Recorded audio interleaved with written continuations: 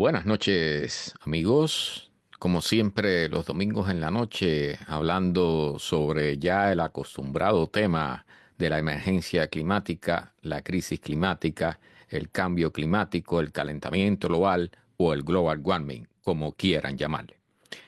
Vamos a darle la bienvenida a los amigos que ya están en línea. Tenemos unos cuantos hasta ahora. Zoraida, tienes el número uno definitivamente. Me aparece por acá claramente. Gracias por estar aquí. Bueno, el audio está saliendo bien, magnífico. Tenemos ya la prueba de que estamos ya conectados y listos para comenzar la charla de la noche de hoy. Vamos a comenzar retocando brevemente, algo que tocamos la semana anterior, ¿verdad? Vamos a compartir el sonido porque tengo incluso algunos videos. Hay noticias. Esta semana retomamos ya la serie de noticias graves para el final de la charla, ¿no? Pero bueno, la semana pasada terminamos con el estado del clima a nivel global en febrero del 2025, ¿verdad? Y ya los resultados estaban bastante feos, ¿sí? Entonces, el problema de las temperaturas que estaban, por supuesto, por encima, la pérdida de hielo, o sea, los niveles de cobertura de hielo se están reduciendo tanto en la Antártida como en el Polo Norte, en el Ártico. Entonces, este fue la forma en que terminamos la charla de la semana anterior, ¿verdad? Con unas noticias bastante malas, pero no tan malas como las que vamos a terminar esta. Bien, Enrique, bienvenido. Buenas noches, mi hermano. Bienvenido. Y por supuesto con la gráfica que me parece que voy a tener que reforzar y que tocar cada vez que sea posible, porque evidentemente hay muchas personas que no entienden, o sea, siguen usando y constantemente choco con ellos en la vida diaria y en Facebook, donde quiera que me dejan comentarios, en TikTok. El problema de que la temperatura en la Tierra siempre ha cambiado, ¿no? Y entonces eso realmente, sí, la temperatura, como ven aquí en la gráfica, sí cambia. La temperatura en la Tierra ha cambiado, pero no como la estamos haciendo cambiar ahora. ¿Ve? O sea, hace al menos 800.000 años que la temperatura no estaba en las condiciones que hay ahora y particularmente algo que está intrínsecamente relacionado con la temperatura, que es la cantidad de CO2 presente en la atmósfera, ¿verdad? Entonces, estamos en el 2024, llegamos, este gráfico es del 2023, pero en 2024 llegamos a más de 420 partes por millón. ¿Sí? Entonces, como queda claro aquí, o sea, antes de la revolución industrial estábamos en 280 partes por millón, o sea, prácticamente la mitad.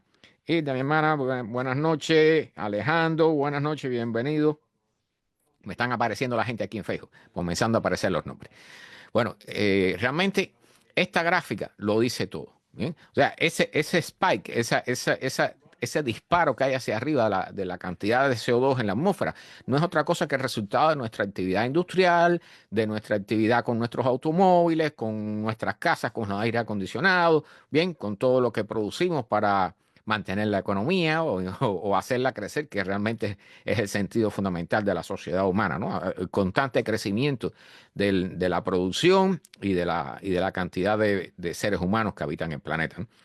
Bueno, esto, y quise terminar, que yo no recuerdo si lo mostré, si tuve tiempo de mostrarlo o no, con la frase de nuestro famoso amigo, que James Hansen, que trabajó para la NASA, ¿bien? Que él lo está diciendo bien claro, porque él es el que está al frente, aparte de ser una persona, un científico sumamente respetado, es el que está al frente del que está diciendo que el calentamiento global se está acelerando, ¿verdad?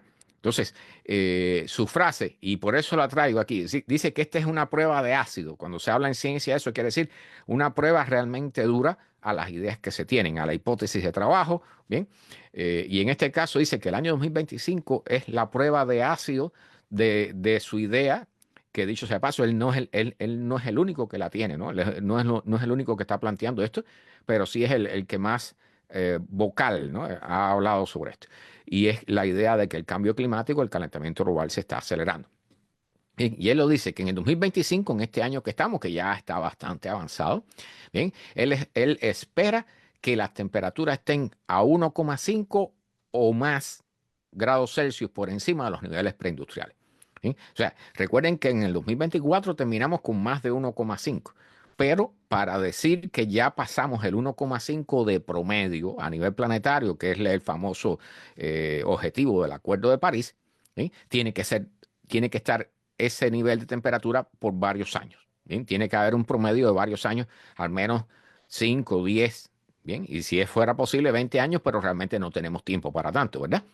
Entonces, él especifica en este comentario que la niña que se esperaba que nos ayudaría a reducir las temperaturas ha sido extremadamente débil y no ha resuelto ningún problema, no nos ha ayudado en nada.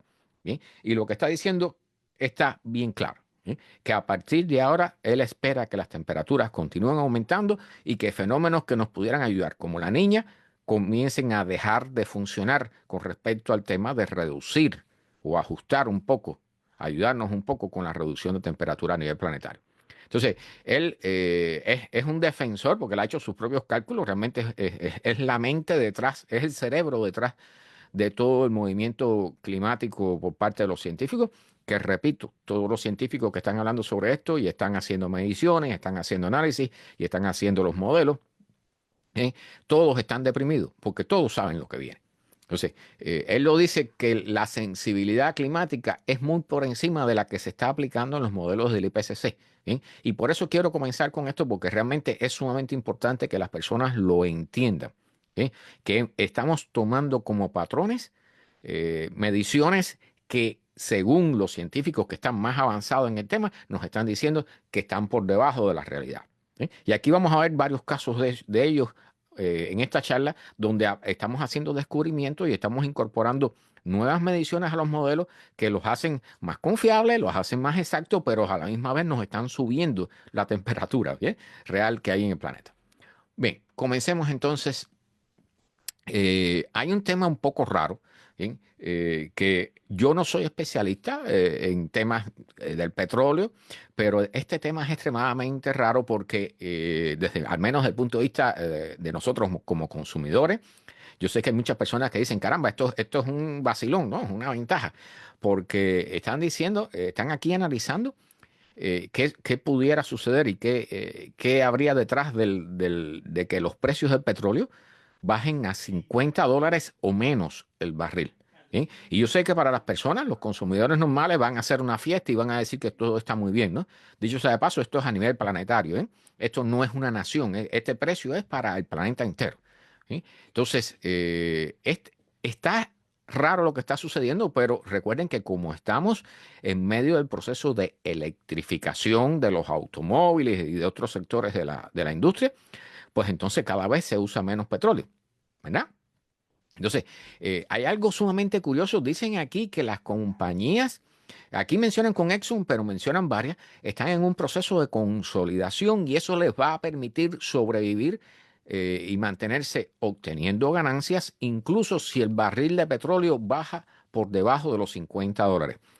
Esto no sé cómo, o sea, he estado tratando de sacarle jugo a esta noticia porque es extremadamente raro, ¿ven? Que las compañías de petróleo se sientan contentas y se sientan seguras con precios tan bajos. ¿Bien? Porque normalmente la idea del negocio es hacer que los precios estén lo más caros posible, ¿verdad? Y que se ajusten a un mercado. Entonces, realmente aquí están hablando de que hay compañías, por ejemplo, Exxon se va a unir con otra compañía que cuando estén juntas, aquí, por aquí estaba el nombre, pero lo importante es que Exxon hasta ahora había anunciado que iba a llegar a 16 mil millones de barriles, bien, obtenidos aquí de la zona esta que le llaman el Permian, ¿no? Toda esta cuenca que hay aquí en el sur de los Estados Unidos, bien, que van a aumentar ese estimado que tenían hacia el 2030 de extracción, pues lo van a aumentar. Entonces, ¿qué es lo que están haciendo? Se están uniendo con otras compañías y dicen que eso les va a asegurar cuando van a producir en tan grandes cantidades, van a hacer que sea mucho más barata la producción y les va a permitir sobrevivir un mercado de petróleo sumamente barato, ¿no? Entonces, aquí hablan y no solo ya de que iban a subir 2 millones de barriles diarios para el 2030, bien, entre el 2025 y el 2030, estamos hablando de 5 años, bien, van a aumentar la producción, planificaban aumentar la producción en 2 millones de barriles diarios. Dicen que ya están pensando en llegar hasta 2.3 millones de barriles diarios. Entonces, aquí mencionan a otras compañías también, porque no es solo Exxon. Bien, Exxon se va, o ConocoPhillips se iba a unir, se va a adquirir a Marathon que bueno, creo que es la misma que tienen las gasolineras aquí, que son Marathon también, pues, y otras compañías, Chevron también va a adquirir otras, a ver, o sea, Chevron va a adquirir la Exxon que está en Guyana, ¿bien? O sea, hay una serie de uniones que van a consolidar varias compañías de petróleo y que dicen ellos que les va a permitir sobrevivir un mercado tan barato en el petróleo. Entonces, hay varias personas y especialistas que están diciendo que tienen dudas al respecto, pero el mensaje final con esto es que bajo las condiciones actuales del mercado, yo no estaría confiado para nada. O sea, como estamos en un proceso de electrificación y de reducción del consumo de petróleo, ¿bien? Y sobre todo, recuerden que el mayor consumidor es China en estos momentos. ¿Bien? Entonces, cualquier pequeño cambio que haya en el mercado de China puede reflejarse en el resto del planeta de forma importante. Entonces, yo no confío para nada. O sea, en algún momento tiene que suceder algo con el petróleo. Bien, ya sea porque se consume menos, ya sea porque los precios fluctúan, pero algo tiene que suceder porque realmente hace años que nos vienen advirtiendo del famoso pico del petróleo y ya los expertos lo están diciendo. El pico del petróleo fue hace unos cuantos años atrás, si mal no recuerdo, el 2008 o el 2018, tengo que buscar la fecha. Pero realmente esto es preocupante, ¿eh? Y se los digo a todos, prepárense porque en cualquier momento tenemos un impacto con el tema del petróleo, producto de todo lo que está ocurriendo en el planeta, incluyendo la famosa guerra de Ucrania, ¿no? Que ahí esa generó un impacto importante con respecto al precio de los combustibles con el consumo que había en Europa. Dice Zoraida, me comenta que este invierno apenas ha hecho frío, excepto la semanita que fue bien fría. Sí, pero recuerda Zoraida que eso es aquí en la Florida. Bien, de hecho aquí traigo algunos videos. En las zonas centrales y norte de este país, allí sopló el mono, como decimos nosotros, ¿no?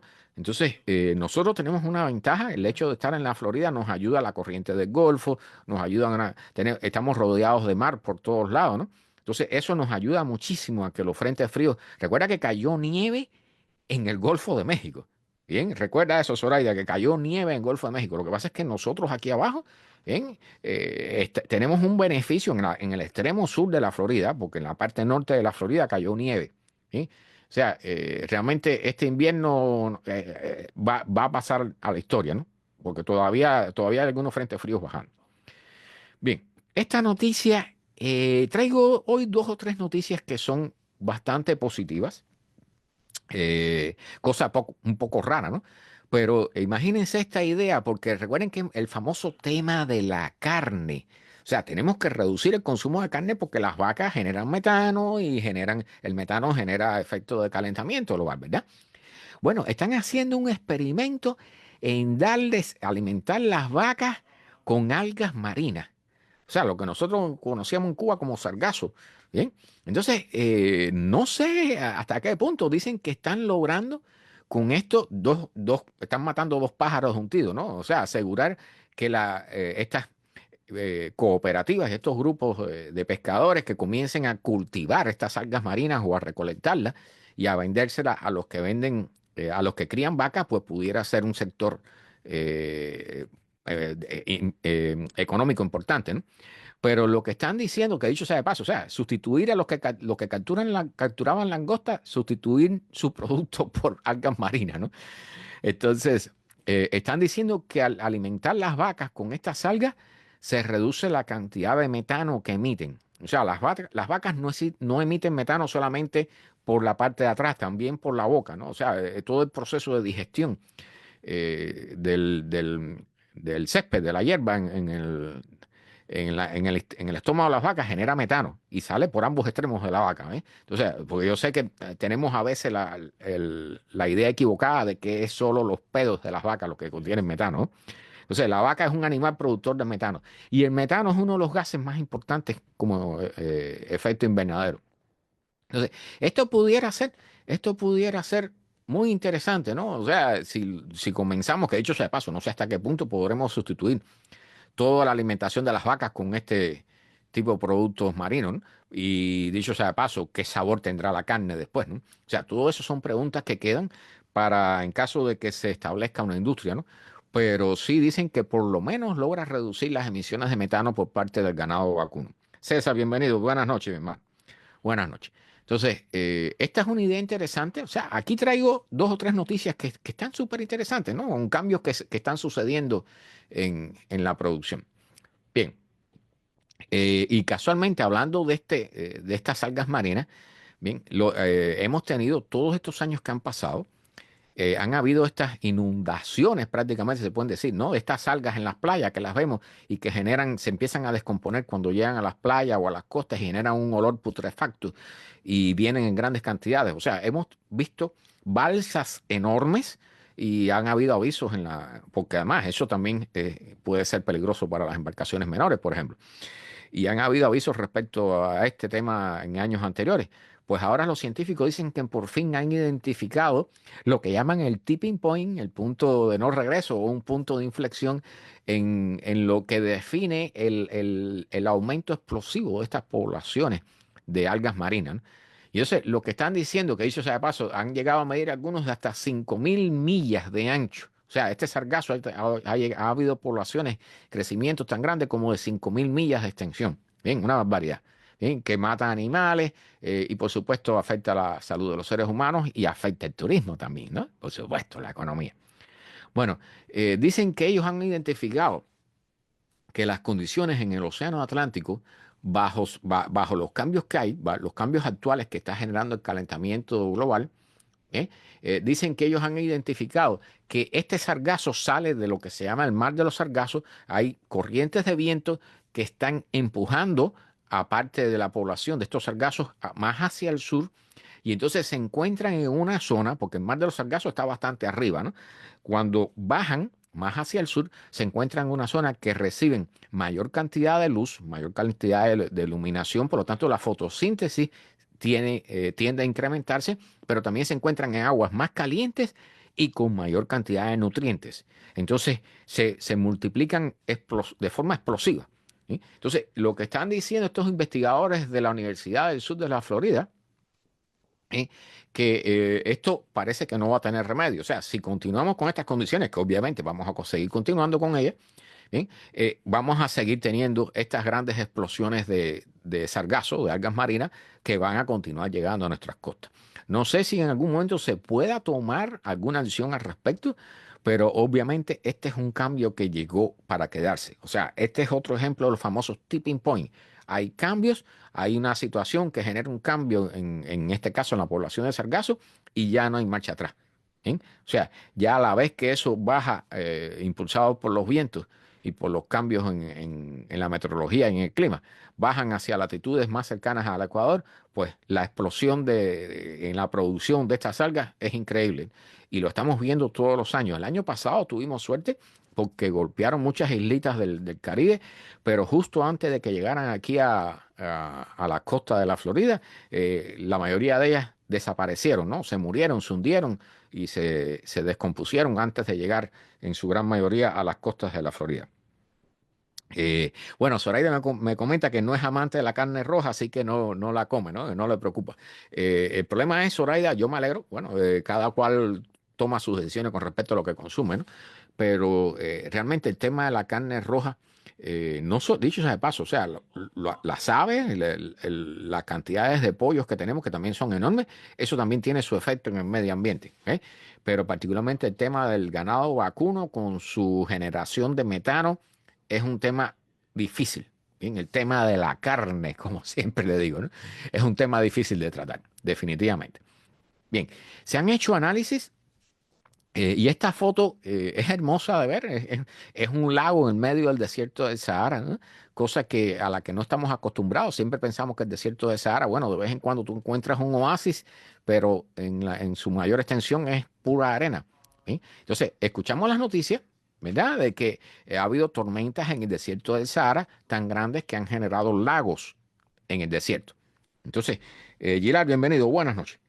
Se han hecho ahora análisis, los científicos han estado trabajando en análisis meticulosos de estos raros patrones de inundación en el noroeste de Algeria, en este caso, es donde se han concentrado ellos. Y fíjense que, o sea, siempre les llamo la atención que cuando escuchen palabras raro, sin precedentes y cosas por el estilo, siempre piensen que estamos viendo algo que realmente es extraño para nosotros, ¿no? Que no es acostumbrado. y es una muestra más de lo que está sucediendo. Entonces, este grupo ha investigado eventos de lluvias intensas. En este caso, un lago que normalmente está vacío, que se llama Secca el Melat. Bueno, imagínense, estos nombres a veces son difíciles de pronunciar, pero lo importante de esto es que es un lago que se llena, o sea, está detrás de unas montañas. Entonces, ellos a estos eventos de lluvias intensas le llaman HPE, ¿bien? Que no es otra cosa, es Heavy Precipitation Events, eventos de alta precipitación. Bien, y son las siglas en inglés, HPE. Y entonces han mapeado todos estos eventos que han sucedido en esta zona entre el año 2000 y el 2021, o sea, 20 años de lluvia. Y en estos 20 años encontraron solamente 6 eventos que tuvieran la capacidad de llenar lagos, que a estos ellos les llaman LFE, Lake Filling Events, o sea, eventos de llenado de lagos, ¿no? O sea, en 20 años solamente encontraron 6 eventos que tenían capacidad para inundar lagos en el desierto del Sahara. Y entonces, ellos hablan aquí de que cuando hay ciclones estratopicales en el Atlántico, mejoran, aumentan las posibilidades de que sucedan estos eventos de llenar, que tengan la capacidad de llenar lagos en el desierto. Y dicen que particularmente, o sea, aquí están las montañas Atlas. Dicen que tienen que ser, los eventos que ocurran tienen que ser suficientemente intensos, sobre todo con los vientos, para que esta humedad que proviene del Atlántico pueda pasar por encima de estas montañas y entonces generar lluvias que llenen estos lagos del otro lado, ¿no? Entonces, aquí hablan fenómenos sumamente interesantes como lluvias que, o sea, yo lo he escuchado mencionar varias veces, que cuando llueve, la temperatura y la humedad es tan baja y la temperatura tan alta, que las gotas de lluvia se evaporan antes de llegar al suelo. O sea, hay lluvia, pero esa agua nunca llega a la arena, al suelo, ¿no? Y entonces dicen ellos que cuando se produce este evento, esa agua que se evapora aumenta los niveles de humedad en la zona de la atmósfera que está cercana al desierto. Y luego eso es arrastrado por los vientos, donde luego se generan lluvias en otras zonas que son las que generan estas lluvias intensas que crean los eventos de llenado de lagos, como le llaman ellos, ¿no?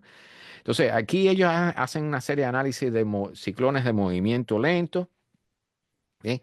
Pero dicen que se necesitan varios eventos de estos de lluvias intensas para que realmente logre llegar la lluvia más allá de estas montañas Atlas y generen inundaciones en el desierto del Sahara.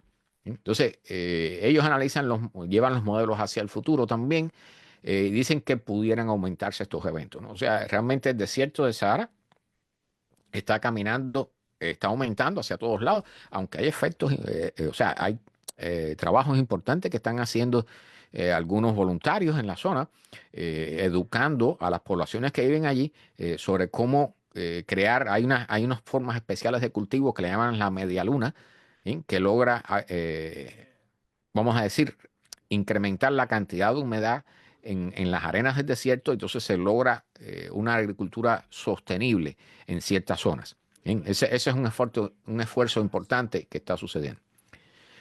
Bien, aquí vamos a hablar de la desinformación.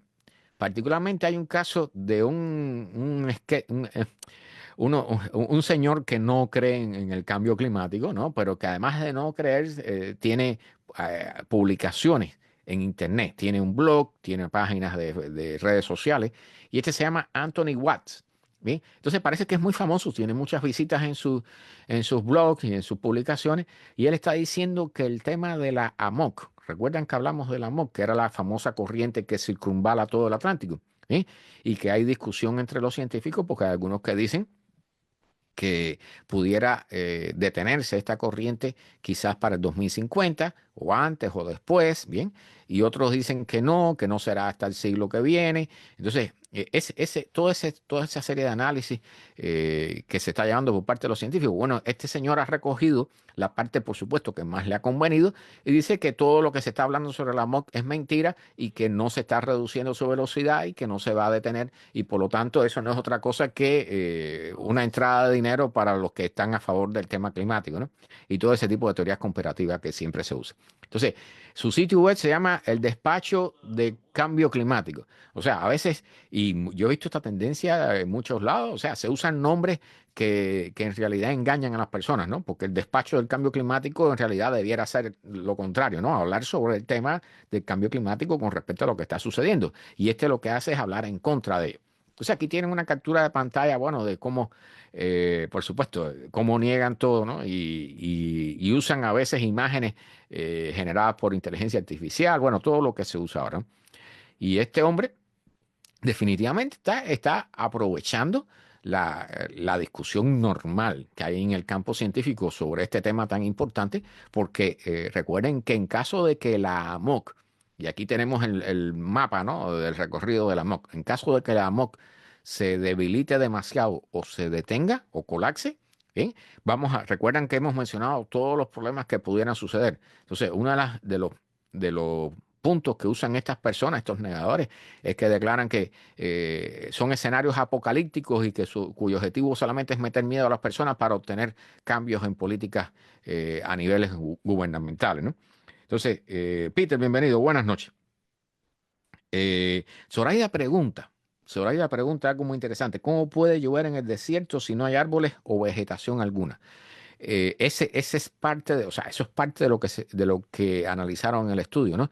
O sea, la humedad que genera estas lluvias viene del océano, que dicho sea de paso, es de la misma sección del océano donde se generan los ciclones que luego nos afectan aquí, o los huracanes que nos afectan aquí en el Caribe, ¿no? Están frente a la costa de África.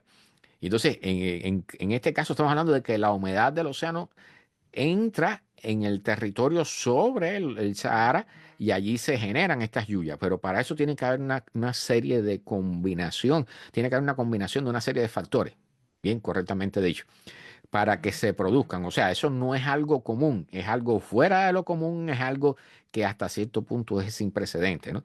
Y esa frase es importante, por eso la uso en este caso. Y lo que se enfocaron los científicos era precisamente en hallar el mecanismo que desataba estas lluvias, ¿no? Porque no, o sea, en el desierto llueve, en los desiertos es normal que haya ciertas lluvias. O sea, cuando usted busque los datos de precipitación en los desiertos, siempre va a haber cierta cantidad de lluvia que es mínima, pero puede haberla. Bien, o sea, no es que en el desierto no haya lluvias. Lo que en este caso son lluvias exageradas, que es la otra parte de la cosa, ¿no? Y es lo que puede estar bajo efectos del cambio climático. Bien, que el cambio climático, el calentamiento global, estén generando estos cambios en el clima en esa zona. Bien, bueno, pues para terminar el tema de este señor, evidentemente él se está aprovechando de las discusiones de los científicos sobre el tema de la AMOC, de esta corriente meridional del Atlántico, ¿bien?, para tratar de negar lo que está sucediendo. ¿Cuál es la parte más importante aquí? ¿Qué es lo que me interesa subrayar? Que los científicos, o sea, los estudios científicos unas veces dicen que sí, otras veces dicen que no, depende de los parámetros que se ponen en los modelos, dependen de las mediciones que hemos hecho, y recuerden que esta corriente se descubrió no hace mucho y realmente hay muy pocas mediciones sobre la corriente de la meridional del Atlántico, ¿eh? Entonces, este es un tema que es difícil de enfrentar, difícil de llegar a conclusiones exactas. Bien, estamos tratando de hacer lo mejor posible, pero los modelos varían, como recuerdan el efecto mariposa, cualquier pequeño dato, cualquier pequeña cifra que tú cambies ligeramente en los modelos puede generar un resultado totalmente diferente. ¿Sí? Entonces, esto es un tema que es preocupante, puede generar, recuerden que el detenimiento de la corriente de la MOC puede generar congelamiento de toda Europa 30 años después, puede generar una subida del nivel del mar en toda la costa este de los Estados Unidos de hasta 1 metro, lo cual acabaría con ciudades costeras, incluyendo Miami, por supuesto, ¿verdad? Y Nueva York, todas las bahías, los puertos importantes de la costa este, todo eso prácticamente desaparecería, ¿verdad? Generaría la desaparición del Amazonas, una subida de las temperaturas en toda la zona ecuatorial del Atlántico, ¿bien? Y dicho sea de paso, hay muchas preguntas abiertas sobre qué efecto generaría esto en el resto del planeta, que eso todavía no he visto análisis al respecto.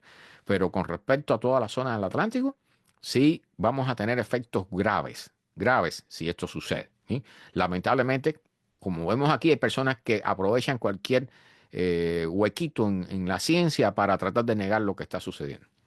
Bueno, otra de las noticias positivas que traigo hoy es que científicos logran convertir el CO2, el famoso CO2, el gas de efecto invernadero, dióxido de carbono, el más preocupante que tenemos, ¿bien? Lo han transformado en combustible para aviones a una escala industrial. Esto es industrial entre comillas, ¿bien? Han logrado producir 100 litros de querosén diarios. Bien, eso, o sea, eso no es nada comparado con lo que necesita un avión. Un avión comercial normal puede necesitar hasta 80 toneladas para hacer un vuelo. ¿Bien? Entonces, realmente esta es una cantidad mínima, pero lo importante de esto, y yo no pensé que esto fuera a llegar hasta este punto, pero realmente hay que felicitar a los científicos. ¿Eh? Han logrado crear estos combustibles sintéticos a partir del CO2 y de electricidad. ¿Eh? Entonces, dicen ellos que, bueno, aquí hablan los datos típicos de la aviación, genera entre el 2 al 3% de todas las emisiones globales de CO2, ¿bien? De gases de efecto invernadero, que dicho sea de paso, recuerden que esto es igual a la cantidad de CO2 que emite la producción de arroz a nivel mundial. ¿Bien? Pero bueno, es importante, si la aviación no puede convertir sus aviones en eléctricos, cosa que para aviones grandes eso no creo que vaya a funcionar, ¿bien? O sea, las baterías no tienen la densidad energética que tiene el querosén. Entonces, el petróleo, ¿no? Al final, los combustibles fósiles. Por lo tanto, es muy difícil transformar a todos los aviones en eléctricos. Entonces, aquí lo que están hablando, la otra posibilidad sería esta, generar combustibles sintéticos a partir del CO2, de la captura del CO2 de la atmósfera. ¿Sí? Hay que ver cuán eficiente sea esto, ¿no? O sea, una cosa es crear 100 litros de CO2 y otra cosa es crear 80 toneladas para el vuelo de un avión. ¿Ve? Pero bueno, con este modelo con electrólisis, dicen ellos que han logrado convertir el CO2 en querosén, ¿bien? De una forma que dicen ellos que es relativamente eficiente. Un 85% de toda la energía eléctrica usada en este proceso puede ser recuperada como energía química en esto que llaman syngas, ¿bien? S-I-Y, S-I-N gas, ¿bien? Entonces, es una buena noticia. Yo espero, bueno, este tipo de combustible, que dicho sea de paso, o sea, sería usado para la aviación. Recuerden que la mayor parte de la aviación, su objetivo es turístico. ¿Bien? O sea, los aviones no son extremadamente importantes para la economía. Yo sé que sí, muchas personas piensan, sí, es parte importantísima, sobre todo cuando queremos visitar a nuestros familiares los fines de año y cosas por el estilo, o ir de vacaciones a Egipto a visitar las pirámides. Pero realmente la mayoría de los vuelos, sobre todo civiles que se hacen en el planeta, es para turismo. ¿Bien? Entonces, si este tipo de combustible se puede generar al menos lo suficiente para los vuelos de emergencia, vuelos de helicópteros de cuestiones médicas de emergencia o para apagar incendios, bueno, magnífico. Yo lo veo muy bien. ¿Bien? Yo dudo que esto llegue a escalas tan grandes como para lograr mantener una industria aérea como la que existe a nivel mundial. ¿Bien? Pero bueno, vamos a ver qué sucede con este tipo de noticias, cómo avanza la historia. Bueno, este video solamente se los pongo para, es algo de lo más bonito. Lo que ven aquí, que parece una gran nube en una arena, en una playa de arena, en realidad son tortugas, ¿bien? Dicen que este es el récord, el récord ¿cómo es? De huevos rotos de tortugas, o sea, miren eso, de tortuguitas. ¿Eh? Miren qué cantidad de tortugas en una playa, ¿no? Eso es increíble, ver la vida nacer y multiplicarse, es increíble, ¿no? Realmente, y esta es una gran noticia. Recuerden que todo lo que está relacionado con el mar está en peligro, y particularmente las tortugas. Dicho sea de paso, las tortugas cuando salen necesitan de la luz de la luna que se refleja en el mar para guiarse a ir hacia el mar. Y entonces cuando salen de noche, muchas veces, lamentablemente, bueno, los videos estos horribles, estas cosas de Facebook. Bueno, cuando salen se ven atraídos por la luz de los automóviles o de las ciudades y terminan arrolladas por los autos. Bien, esa es una historia fea con respecto a las tortugas. Bien, bueno, el programa antártico de los Estados Unidos está en peligro. Y entonces, lo que dicen aquí estos científicos ¿eh? Es que, y esto lo he repetido yo con el tema de la NASA o de cualquier otra agencia, los especialistas que tiene cada país tienen que cuidarlo cuando, y eso el capitalista lo sabe de primera mano. Bien, si tú tienes un trabajador que es especialista, tienes que cuidarlo, tienes que pagarle bien, tienes que subirle el salario de vez en cuando. Bien, bueno, en este caso están despidiendo, que dicho sea de paso, esta agencia se llama, tiene un nombre que es muy difícil, es la agencia o sea, el programa Antártico de los Estados Unidos y tiene el nombre USAP, ¿bien? USAP, bien, que yo nunca había escuchado hablar sobre esto. Y la USAP, en la USAP, bueno, producto de todos los cambios que hay, están despidiendo a personal, a científicos, y lo están declarando miembros de esta agencia y otros especialistas que cualquier pequeña interrupción en el funcionamiento de esta agencia puede llevar a que todos estos científicos se busquen otros puestos de trabajo en compañías privadas y no regresen. Bien, trabajar en la Antártida requiere sacrificio, tiene que gustarte, al igual que ser astronauta o otros tipos de trabajo que requieren sacrificio, requieren que las personas le gusten, que haya vocación. Bien, no es suficiente con un pago ni con un entrenamiento. Bien, eso no, hay cosas allí que no la paga nadie. El riesgo de trabajar en la Antártida, en lugares como la Antártida, es increíble. Dicho sea de paso, este programa antártico de los Estados Unidos está manejado por la Fundación Nacional de Ciencias. ¿Sí?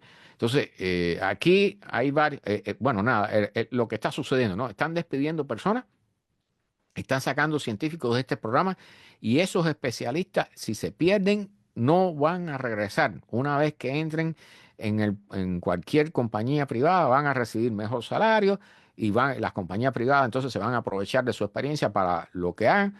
Pero con respecto al programa antártico de los Estados Unidos, bien, que dicho sea de paso, tiene también que ver con la NOAA, que ya sabemos lo que le está sucediendo. Bueno, este es el sitio web. Yo le invito a visitarlo. Hay cosas aquí interesantes. El sitio web del programa antártico de los Estados Unidos. ¿Bien? USAP. USAP. Bueno, el tema de los seguros. Los seguros, particularmente aquí en la Florida. Friedrich, bienvenido. Renata, bienvenida. Buenas noches. El tema de los seguros en la Florida, aquí hay una noticia que eriza los pelos. Y para todos los que vivimos en la Florida, bien, y esto estoy segurísimo que está sucediendo en otros estados y probablemente en otros países también, disculpen.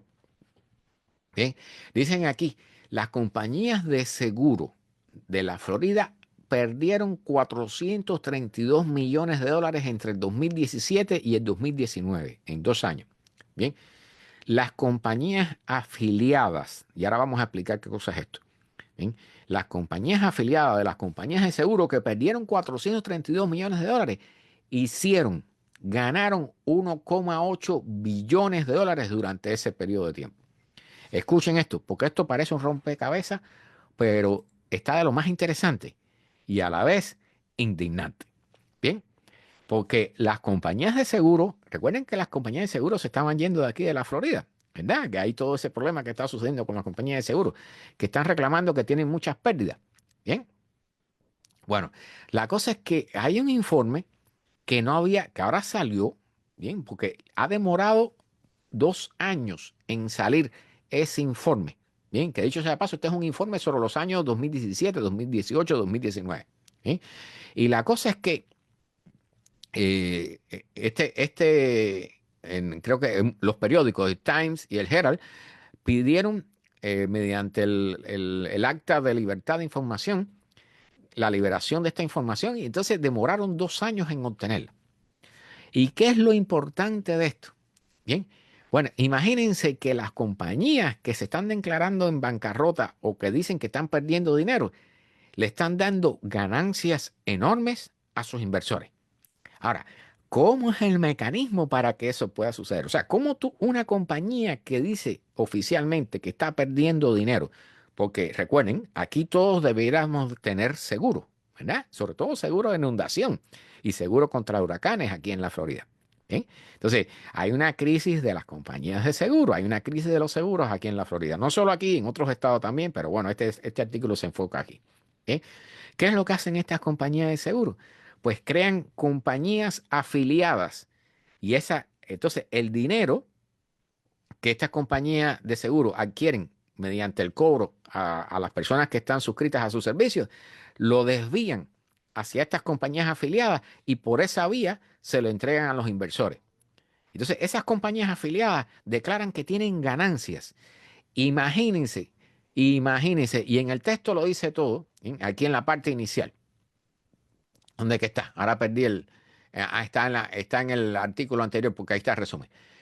Dicen las compañías de seguro de la Florida que perdieron 430 millones de dólares en 2 años.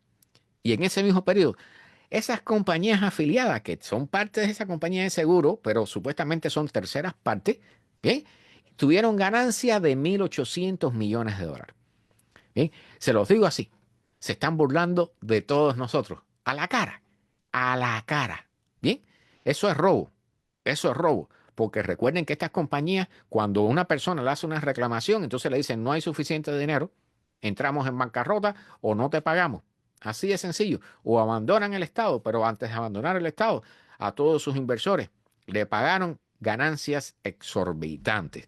Bien, entonces dicen aquí hablan de todo. Este estudio no llegó ni siquiera, o sea, a las manos de los senadores del estado de la Florida, ha llegado a esos senadores gracias a que estos dos periódicos pidieron que se liberara este estudio. O sea, este era un estudio secreto, secreto, ¿bien? Para que vean el nivel donde están llegando las cosas. Entonces, aquí dicen, bueno, de que quizás se está hablando de cambiar un poco las leyes de la Florida con respecto al problema de la regulación de las compañías de seguro, bla, bla, bla, bla, bla, bla, bla, bla, bla. Dicho sea de paso, estas compañías asociadas le llaman agentes de manejo general. O sea, y no son otra cosa que compañías que son partes de la compañía de seguro, pero se clasifican como terceras partes y por lo tanto le cobran servicios a las compañías de seguro. Y por esa vía, las ganancias de la compañía de seguro se van a manos de los inversores y las personas que tienen pérdidas y que necesitan el dinero, pues no, la compañía dice que está en bancarrota y que tienen pérdidas y que por lo tanto no pueden cubrir sus problemas de seguro. ¿Sí? Entonces, esto, ya les digo, nada, qué maravilla, qué maravilla. Bueno, el Centro Nacional de Huracanes, ¿sí? Ha sacado el reporte de huracanes del 2024. Yo no lo voy a leer aquí, por supuesto. Tiene, no sé si aquí puedo ver cuántas páginas tiene. Tiene 105 páginas. Bien, aquí está el huracán Helene. Todos los huracanes están aquí. Bien. Y entonces hay todo tipo de análisis de las estadísticas meteorológicas, la cantidad de muertos, ¿no? Y de afectados, los daños. Bien, y dicho sea de paso, algunas previsiones hacia el futuro, pero ese es un tema que vamos a tocar un poquitico más adelante. No obstante, en algunos posts de Facebook de meteorólogos y de la NOAA, la famosa NOAA, que es tan importante para este país, ¿bien? Bien, dicen que el Centro Nacional de Huracanes completó y ha liberado el reporte de ciclones tropicales del 2024. Bien, y aquí ponen como ejemplo el huracán Helene, ¿verdad? Que entró como huracán categoría 4 y que dicho sea de paso, aquí hay un gráfico que creo que es el que viene. Bien, 248 muertos generó Helene, lamentablemente. Bien, dicen que fue el huracán más mortífero después del Katrina, que ocurrió en el 2005. ¿Sí? 175 de esas muertes fueron muertes directas por el huracán. ¿Sí? Y entonces 78 mil millones de dólares en pérdida. 78 mil millones de dólares en pérdida. Y aquí tienen que ver, miren, este mapa liberado por la NOAA también, ¿sí? Donde la cantidad de muertos por condado, fíjense que la mayor parte de las muertes fue precisamente en la zona de las Carolinas y Tennessee. ¿Bien? O sea, allí donde lo que quedaba de este huracán chocó contra las montañas y generó esas inundaciones terribles que todos vimos. Bien, allí donde estuvo la mayor cantidad de muertos. Miren ahí los puntitos rojos, claramente identificando las zonas más mortíferas del huracán Helene. Bien, entonces, realmente para que vean que incluso en la costa, o sea, hubo situaciones graves, pero la mayor mortalidad de este huracán fue territorio adentro. O sea, y esto es algo sin precedentes, algo nuevo que estamos viendo. Bien, brevemente, y esto lo traigo como a modo de llamar un poco la atención. Este es un águila que se había hecho famosa y que murió a consecuencia de uno de estos impactos climáticos que están ocurriendo, estas tormentas severas que están ocurriendo. Esto ocurrió la semana pasada. Esta es un águila que era famosa, un águila macho, que en cierto momento decidió tomar como hijo, ¿no? A una roca y entonces se hizo famosa por ello y le sustituyeron la roca por un polluelo de águila, de verdad, y lo crió y ya estaba criando el segundo. Bien, y lamentablemente murió por estas tormentas tan fuertes que han habido en esta semana anterior. Y parece que fue que una racha de viento la llevó, la movió y le golpeó la cabeza. Tenía una fractura de cráneo cuando le hicieron la autopsia, ¿no? Le golpeó la cabeza contra un árbol. Y entonces murió dentro del refugio donde ella estaba, bien, porque no estaba libre. Y lamentablemente, bueno, estaba criando un polluelo ahora nuevamente, así que este es uno de los efectos que estamos viendo. ¿Sí? Imagínense si un ave fuerte como un águila que está dentro de un refugio le llegan estas consecuencias, imaginen a todos los animales que están viviendo fuera, ¿bien? Y están sufriendo duramente los impactos de estos cambios meteorológicos y climáticos. Bien. Les dije que íbamos a ver, precisamente Zoraida, los comentarios sobre que había hecho poco frío este año. Bueno, miren cómo estaban las condiciones más allá arriba. Miren, esto que le llaman blizzard, esto fue en marzo 19, ¿bien? En Kansas. Bueno, miren eso, esas son condiciones que parece que prácticamente estás no sé, en Alaska, en el Polo Norte, pero y son condiciones extremadamente peligrosas, ¿no? Un viento de más de 60 millas por hora y con temperaturas extremadamente bajas. Eso, para aquel que se quede sin combustible o aquellas personas que no tienen casa, que están viviendo en condiciones de homeless, como le dicen aquí, estas son condiciones mortales. Bien, o sea, realmente bajo estas condiciones de viento y frío, pasar mucho tiempo, varios minutos fuera, puede ser mortal. ¿Eh? Hay dos o tres videos aquí. Miren eso. Son imágenes escalofriantes. Vientos de más de 60 millas. Esto fue en Iowa. ¿Eh? Y realmente, o sea, son condiciones que son peligrosas para la vida. Bien.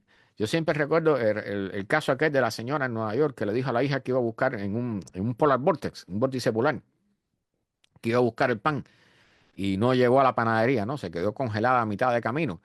Bueno, este tipo de condiciones son extremadamente peligrosas. Aquí también, bueno, el caso de yo no sé, andar en carreteras bajo estas condiciones, este también es en Kansas, en la I-70. Bien. Y bueno, dicen que las imágenes parecen tomadas en otro planeta, realmente. Bien. Todo está congelado, todo. No hay visibilidad, es riesgoso manejar y un accidente en estas condiciones, pues eso es más peligroso todavía, ¿no? Más peligroso todavía. Es muy difícil que te puedan rescatar bajo esas condiciones. Bien, los meteorólogos están reportando que se está reduciendo, producto de la reducción de personal, la cantidad de lanzamiento de weather balloons, estos globos meteorológicos que se usan para hacer análisis de las capas altas de la atmósfera. Bien, dicen que normalmente se lanzan 2 globos al día desde varias localizaciones alrededor del mundo, bien, incluyendo los Estados Unidos. Algunas veces se llegaban a lanzar hasta 4 aquí en los Estados Unidos cuando había clima severo, como ha estado ocurriendo últimamente, bien, huracanes o cualquier otra tormenta grande.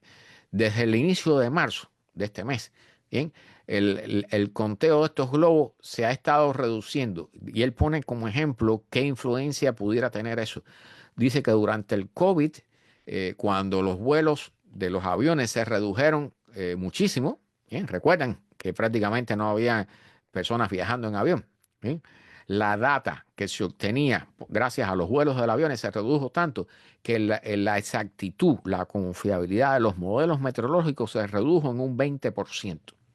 Y ellos están esperando que ahora con la reducción de los vuelos de los globos meteorológicos se reduzca entre un 10 y a un 20% la confiabilidad de la data meteorológica que nos brindan el Servicio Nacional del Meteorológico de los Estados Unidos. Bueno, yo creo que aquí te voy a quitar el audio. Espero que hayan escuchado la noticia y solamente la traigo para hacer un comentario importante. ¿Bien? El problema del incendio en la subestación eléctrica en Londres. ¿Bien? Esto generó la paralización de un aeropuerto, de uno de los aeropuertos más importantes del mundo, el desvío de miles de vuelos. Bien, bueno, se está hablando, he visto ahí incluso hay analistas que están planteando que probablemente pudiera ser un atentado y que pudiera estar Rusia detrás de ello o otro país, bueno, todo ese tipo de historias. Pero ¿qué es lo importante que traigo en esto? Que la mayoría de nosotros no tiene idea de cuán fácil se puede afectar a la sociedad actual. O sea, hay puntos, y esto no lo digo solamente con respecto al clima, sino también incluyendo el clima espacial, o sea, a la actividad del Sol, a un ataque nuclear o cualquier tipo, en este caso un posible atentado, o que caiga una descarga eléctrica, un rayo, y afecte, hay ciertos tipos, por ejemplo, en el caso de la industria eléctrica, los transformadores grandes que realmente alimentan a un gran sector de la población o a un gran sector de industria. Si un transformador de esos se daña, pasan días, semanas y a veces pudieran pasar meses antes de que sea sustituido. Bien, entonces, si es uno solo, si es uno solo el que se afecta en una ciudad grande, bueno, puede ser que encontremos vías alternativas para hacer llegar a la electricidad. Pero si se daña más de uno, bien, vamos a estar en problemas. Vamos a estar en problemas. Porque estos transformadores son tan caros que normalmente no hay repuestos. Bien. Y este es un ejemplo, dicho sea de paso, han logrado restituir el aeropuerto en cuestión de 24 horas, han logrado resolver unos cuantos problemas, pero la afectación ha sido muy grande. Bien. Exactamente, Zoraida. El frío ha sido bien bravo allá arriba. Bien bravo. Bien. Bueno, en España también están sucediendo inundaciones nuevamente, como ven aquí, esto es en Andalucía, la parte occidental de Andalucía, ¿eh? En Huelva, Málaga, Córdoba y Sevilla. Más de 1.400 personas desalojadas cuando salió esta noticia. ¿Eh? Cortes de carreteras, rescates y centros educativos cerrados. 14 ríos en nivel rojo de alerta. Bueno, ya saben, ¿no? O sea, esto es para que no, o sea, sepamos que no podemos dormirnos en los laureles. Lo que pasó en Valencia el año pasado, en cualquier momento puede volver a suceder. Esto no está a ese nivel, no está en esa magnitud, pero nos están sonando campanas continuamente. Bien, aquí está. Desalojos, inundaciones y caos en el campo de Gibraltar tras los últimos coletazos de la borrasca Lawrence. Ahí tienen, bueno, imágenes de los rescates, bueno, imagínense usted, o sea, realmente esto es algo que va a comenzar a pasar o ya está sucediendo en muchas partes y ya llega a ser tan común, que es el punto central que siempre quiero traerle, ya esto comienza a ser tan común que deja de ser noticia. Alfonso, bienvenido, buenas noches. O sea, ya esto va dejando de ser noticia, lamentablemente. Entonces, hay tantas cuestiones políticas, hay guerras por un lado en Europa, hay toda una serie de situaciones con respecto al tema militar, o la política, o la energía, o la economía. Entonces, estos desastres que realmente golpean duramente a un sector de la población en alguna zona, pues prácticamente no son noticias. Salen quizás con suerte un titular de segunda plana en algún periódico o sale un par de minutos en un noticiero y después no se vuelve a hablar del tema. ¿Bien? Entonces, a menos que suceda algo de la magnitud de lo que sucedió en Valencia, la noticia pasa totalmente desapercibida. Bien, dice Zoraida, el que no ve el cambio climático miente porque se ve y se siente. Es cierto. Y lo estamos sintiendo. Por suerte aquí en el sur de la Florida nosotros estamos relativamente protegidos, pero traigo la noticia final, es sumamente importante para todos nosotros. Bien, así que vamos allá, que estamos camino allá. Bien. Bueno, este es el incendio. Voy a poner la imagen, no sé si tiene, no tiene sonido. Perfecto. El incendio que ocurrió y que ya está bajo control aquí en el sur de la Florida, el famoso incendio de la 344 lo llaman, ¿no? Yo vivo aquí casualmente en esta calle, pero un incendio que ha cerrado durante varios días en el sector, sobre todo en la parte de la tarde, ha cerrado el acceso a los cayos de la Florida. O sea, la US One, que es la carretera, bueno, en este caso hay dos, ¿no? Pero ambas terminan en la US One, han sido cerradas al tráfico y ya se pueden imaginar un lugar como Los Cayos que tiene una sola carretera para evacuación, una sola carretera de acceso y evacuación. Bien, este es un tema sumamente preocupante. sea, para casos de como este, un incendio que ahora les voy a dar la magnitud que ha tenido y vuelven los videitos horribles estos de músicos. La propaganda es imposible escapar a ella, ¿eh? Pero no traje el artículo, pero hubo casos de personas que estuvieron a punto de verse encerrados en sus automóviles rodeados de fuego. Aquí en el norte de los Cayos de la Florida, ¿eh? En el sur de la Florida. Cerca, dicho sea de paso, cerca de la central nuclear de Turking Point y del actual, este punto ahora donde están las carreras de autos aquí también, ¿eh? Entonces, este es un llamado y la noticia más impactante sobre esto es que este fuego de arbustos, ¿bien? Ha sobrepasado en tamaño, en la cantidad de territorio quemado, al fuego de las palizadas de Los Ángeles. ¿Recuerdan el fuego de las palizadas en Los Ángeles cuando que hubo muertos y hubo de todo ahí, un montón de casas quemadas y de estructuras y de negocios? Bien, este fuego es aquí que parece muy inocente porque, bueno, no ha afectado a la población, pero ha quemado mayor superficie que el fuego de las palizadas en Los Ángeles. Bien, y aquí lo están comparando. Bien, el fuego de las palizadas quemó 23.700 acres. Este de aquí, del sur de la Florida, ha quemado 26.400. ¿Ok? En el momento que salió la noticia. ¿Bien? Entonces, 300 acres más que el fuego de las palizadas. O sea, yo tengo un amigo que creo que está aquí todavía, Enrique, que me dijo, bueno, es normal. Y es verdad, yo estoy de acuerdo con eso. O sea, el fuego es normal de la naturaleza, particularmente aquí de los Estados Unidos, ¿no? Pero realmente, cada vez que yo venía a las 5 de la tarde del trabajo y veía, o sea, había veces que el humo parecía un hongo, una explosión atómica, lo que había allí, ¿no? Y por supuesto, todo el caos en el tráfico, producto del tranque de la carretera US 1, ¿no? O sea, para las personas que viven en Los Cayos o incluso los que vivimos nosotros aquí en el sur de la Florida, y esto yo lo he mencionado otras veces, o sea, para casos de huracanes o casos de una evacuación rápida, las vías de acceso son mínimas. Bien, particularmente para Los Cayos hay una sola. Si se cierra la US 1, no hay forma de salir de Los Cayos. No hay formas de salir, de evacuarse de Los Cayos. Bien, entonces, estos son temas preocupantes. ¿Sí? Y esto lamentablemente, o sea, no hay forma de prevenirlo. O sea, una vez que se desata un fuego, si comienza a adquirir grandes proporciones, la única vía en Los Cayos es irse más hacia el sur. ¿Ven? O sea, pero no puedes evacuarte, a menos que tengas un bote o puedas volar en avión o helicóptero. Pero en automóvil no hay forma de salir de Los Cayos si se cierra la única avenida que hay de acceso. Bien, aquí tengo este mapa. Vamos a mostrarle este mapa para que tengan una idea. Porque aquí está la ubicación de los dos fuegos, ¿no? Particularmente más intensos que hay, que es en la zona de Homestead, aquí abajo, cerca de Florida City, ¿verdad? Bueno, las personas se enfocan en eso, los que vimos aquí abajo, pero no tienen idea de lo que está pasando en el resto del país, ¿no? Y en el resto de la Florida. Miren para acá los fuegos, incluyendo en las Bahamas, hay zonas de posibles incendios. Miren la cantidad de incendios que hay en la Florida. Miren para esto, voy a ir reduciendo la escala. Miren la cantidad de incendios. ¿Ven? Los que están en amarillo son incendios ocasionados por los bomberos, o sea, para quemar maleza, para evitar incendios mayores, ¿no?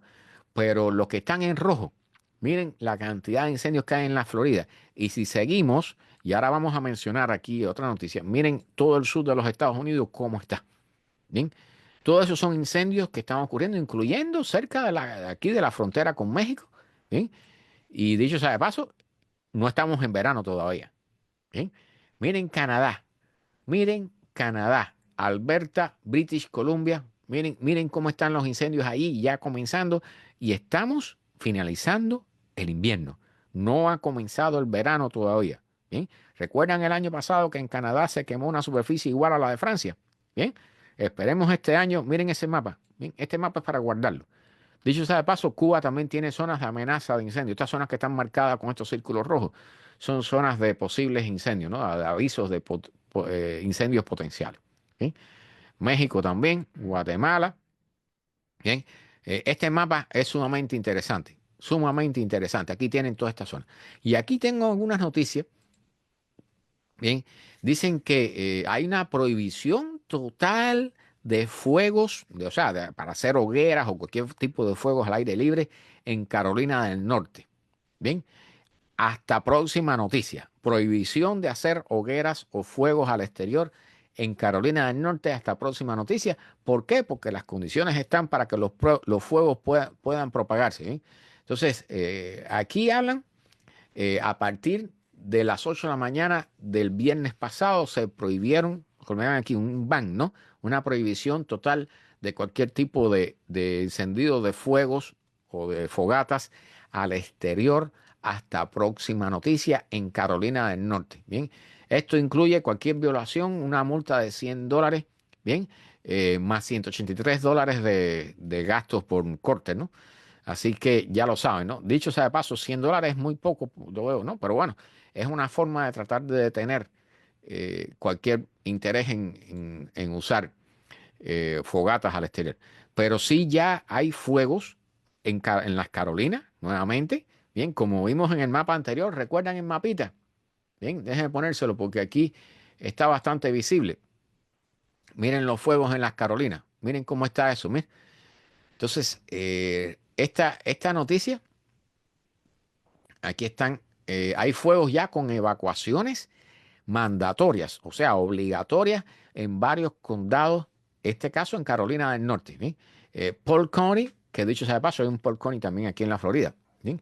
Aquí están las evacuaciones obligatorias, Big Hungry Road, varias carreteras que están bajo evacuación obligatoria producto de los incendios que están ocurriendo.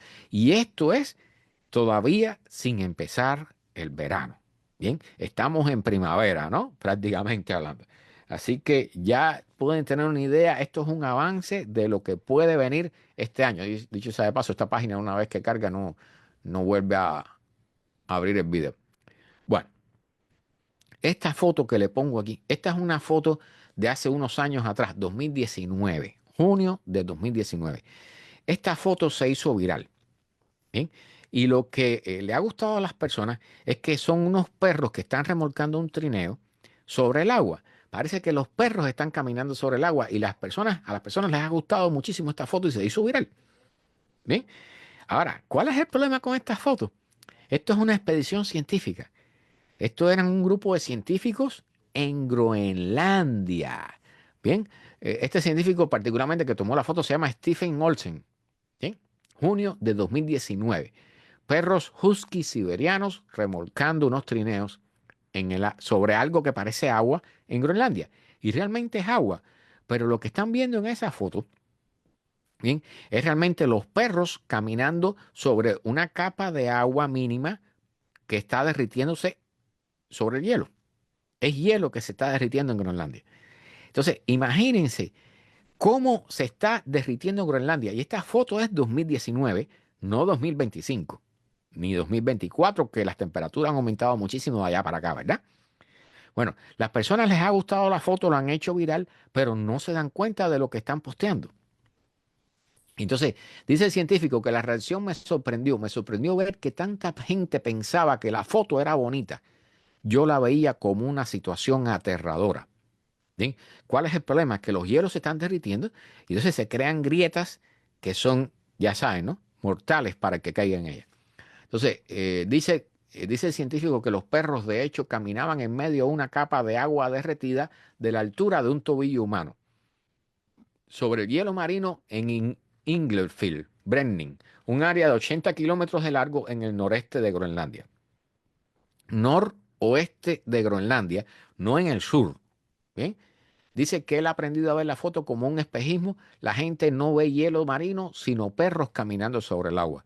Y ese es un problema, en parte de desinformación, en parte de ignorancia, en parte de descuido, ¿no? Porque si te dicen que la foto está siendo tomada en Groenlandia y ves los perros caminando sobre el agua, hay algo ahí que no encaja, ¿verdad? Groenlandia debiera estar congelada. Entonces dice el científico, llevábamos unas horas de viaje y se hizo evidente que el deshielo era muy grave. El hielo se derretía más o menos bajo nuestros pies mientras caminábamos sobre él. Los cazadores locales y yo estábamos muy sorprendidos. Buscábamos lugares secos para sacar a los perros y los esquís del agua y no había ninguno a la vista. dimos media vuelta y regresamos a la costa.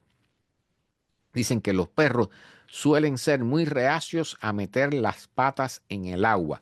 Escuchen esto, en Groenlandia, normalmente cuando encontramos agua es porque hay grietas en el hielo marino y los perros tienen que saltar por encima del agua. Los perros odian caminar por el agua, pero hacía mucho calor en Groenlandia. Hacía mucho calor y pensamos que estaban contentos de poder refrescarse las patas. Dice que ese día las temperaturas alcanzaron los 14 grados Celsius en el noroeste de Groenlandia, 2019. Bien, una foto histórica. Bien, 14 grados Celsius en Groenlandia. Eso es increíble. Dicen que los científicos consiguieron recuperar los instrumentos unos días después, cuando el agua ya se había filtrado por las pequeñas grietas de la capa de hielo. O sea, cuando se comienza a derretir el hielo, bien, tarde o temprano esa agua que se va acumulando ahí arriba se va filtrando por las grietas y va desapareciendo, va entrando, que dicho sea de paso, esa agua cuando logra ir hacia el fondo del hielo, hacia la zona donde ya el hielo hace contacto con la roca abajo, pues funciona como una grasa, ¿bien? Y aumenta el derretimiento del hielo, ¿bien? Contribuye al derretimiento del hielo. Dicen que una vez que el agua se ha filtrado, se dispone de un breve periodo de tiempo para poder viajar de nuevo hasta que el hielo se derrumba y se rompe. O sea, esas condiciones de trabajo allí, que dicho sea de paso, también sucede en lugares como en la Antártida, son condiciones de trabajo extremadamente peligrosas para los científicos, ¿bien? Y para los guías también, dicho sea de paso, ¿bien? Dice el científico que le sorprendió enormemente el rápido deshielo que observó cuando tomó la foto el 13 de junio de 2019. Solo había experimentado este evento extremo una vez antes en los 15 años que llevaba investigando en Groenlandia. ¿Bien? Según él, es insólito que el deshielo se produzca tan rápido. Se necesita una ola repentina de aire caliente cuando todavía hay nieve fresca sobre el hielo marino sólido. O sea, la mayor parte de eso que se estaba derritiendo era la nieve que estaba fresca, que había caído hace poco. ¿Sí? Así que este es un ejemplo de un acontecimiento extremo que se desarrolla al principio de la temporada. La comunidad local me dijo, tendréis que esperar 100 años para volver a verlo. Bien. Dicen que los deshielos como el que presenció Olsen suelen ocurrir solo al final de la temporada, a finales de junio o julio. Pero en 2019 el deshielo comenzó a mediados de abril, mucho antes. Bien, dicho sea de paso, todo eso está ocurriendo ahora a mayor velocidad y mucho antes, ¿verdad? Estamos hablando, fíjense, 2019, hace prácticamente 6 años. Bien.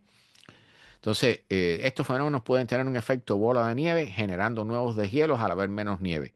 O sea, esto es lo que hemos mencionado muchas veces, un efecto de retroalimentación positiva. El hielo, que es blanco, refleja la energía del sol hacia el espacio. Cuando el hielo se derrite, ¿qué sucede? Queda tierra debajo o queda hielo con algas o más oscuro debajo y entonces absorbe mucho más la energía y por lo tanto se derrite más rápido. Este es un ciclo que se va reforzando, que se va retroalimentando de forma positiva. Mecho, bienvenida, buenas noches. Bien, llegaste a tiempo para las noticias más importantes de esta charla.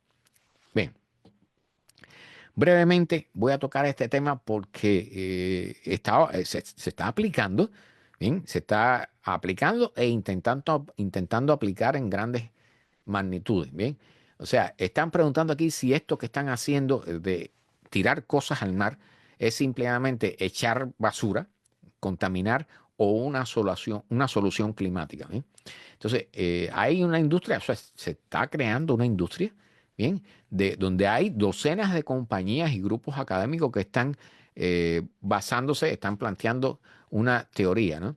De que hundiendo rocas o nutrientes o restos de sembrados, por ejemplo, de vegetales, ¿bien? O algas marinas en el océano pudiera bloquear, generar la acumulación de CO2 en el fondo del mar.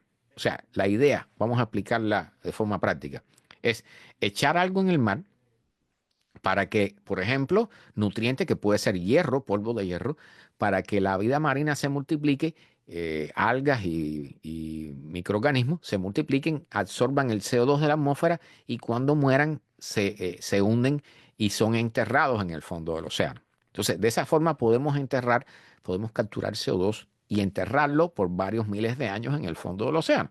¿Bien? Entonces, nosotros supuestamente se está planteando la idea de que queremos acelerar ese proceso porque realmente necesitamos extraer el CO2 de la atmósfera. Bien.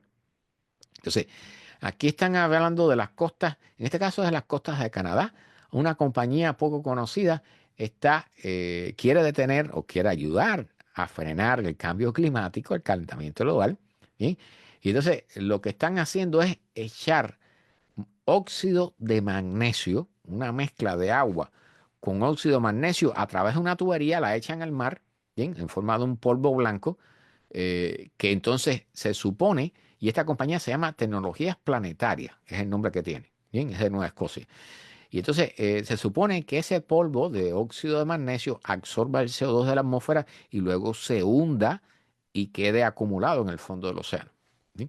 Esa es la vía que tienen ellos supuestamente para recoger el CO2 de la atmósfera, absorberlo y enterrarlo, ¿no?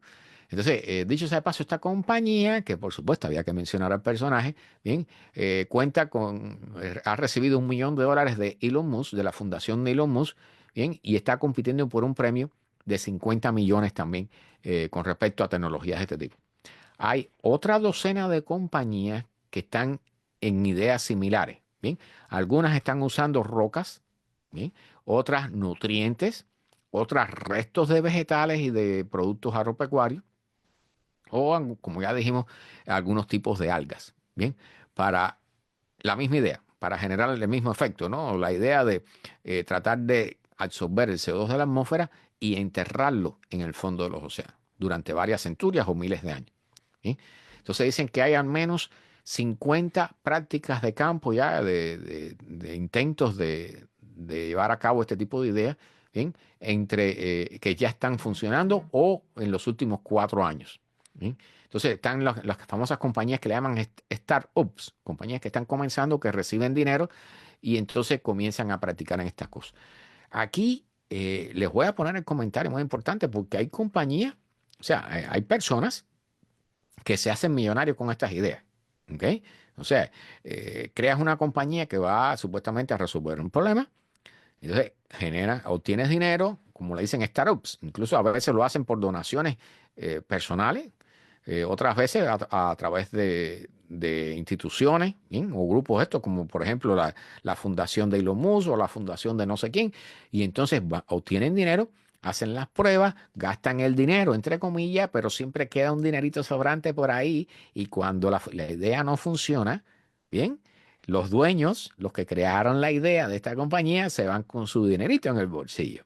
¿Bien? Eso también sucede. Entonces, uno de los planteamientos que están haciendo los críticos de estas ideas es que dicen que estos esfuerzos se están moviendo demasiado rápido y sin demasiado chequeo, o sea, sin analizar demasiadas las consecuencias que pudieran tener estas pruebas. ¿Bien? Entonces, esto es típico de nosotros. O sea, recuerden que lo que está generando el calentamiento global, el cambio climático, es un gran experimento que nosotros hemos llevado aquí a escala planetaria. Bien, nosotros estamos inyectando gases de efecto invernadero con nuestra tecnología y nuestra industria durante más de 2 siglos a la atmósfera sin importarnos las consecuencias, a pesar de que ya hace más de 200 años nos habían advertido de ello, ¿verdad? Los científicos. Bueno, la cosa es que aquí estamos haciendo lo mismo. O sea, ahora queremos resolver este problema. Oh, no, no, no hay problema. Vamos entonces a crear compañías que hacen billeticos y que van a empezar a poner ideas en prácticas a ver cuál funciona. ¿Sí? ¿Cuál es el resultado de eso? Bueno, no lo sabemos, porque al igual, porque dicho sea de paso, nos advirtieron al inicio de el efecto que iban a generar los gases de efecto invernadero producto de la quema de combustibles fósiles. Bueno, hay científicos que están advirtiendo que esto puede tener efectos negativos, pero como hay que resolver el problema y de paso va a haber gente que va a ganar dinero, pues vamos a hacer esto de corre-corre, porque supuestamente, claro, tenemos apuro, porque hay apuro, pero estos corre-corre generalmente no llegan a buenos resultados. Bien. Dicen, algunos que están opinando, dicen que este es como el oeste salvaje. Bien, todo el mundo se está montando los vagones como en la gran fiebre del oro, ¿verdad? Todo el mundo quiere hacer algo, ¿bien? Y resolver algún problema. Entonces, están vendiendo, dicho sea de paso, todas estas compañías, ¿cómo es que funcionan? Vendiendo los créditos de carbono, los famosos créditos de carbono. O sea, compañías como las compañías de petróleo, ¿bien? Que en lugar de reducir sus emisiones, lo que hacen es que le pagan a otras compañías para que absorban CO2. Como eso, y ya hemos hablado aquí en varias ocasiones, eso no está funcionando. Bien, las compañías se están burlando por todas las formas posibles y el objetivo final es que un grupo de gente hagan dinero. Bien, y al final no se resuelve el problema fundamental que es absorber el CO2 de la atmósfera o reducir las emisiones. Bien, entonces dicen que la industria, este tipo de industria ha vendido más de 340.000 créditos de carbonos marinos. Bien, el año pasado solamente. ¿Sí? Entonces, dicho sea de paso, en los últimos 4 años atrás se vendían solamente 2.000 créditos de carbono marino. ¿Bien? El año pasado se vendieron 340.000. Está en boga, es una industria que está creciendo. Por supuesto, repito, hay mucho billete que hacer ahí. Bien, así que nada, vamos a ver qué pasa. No sé, ya está en camino. Bien, esperemos que sea para mejor. ¿Sí? Si está para peor la cosa, pues bueno, una vez que se inicia este proceso, después frenarlo es prácticamente imposible.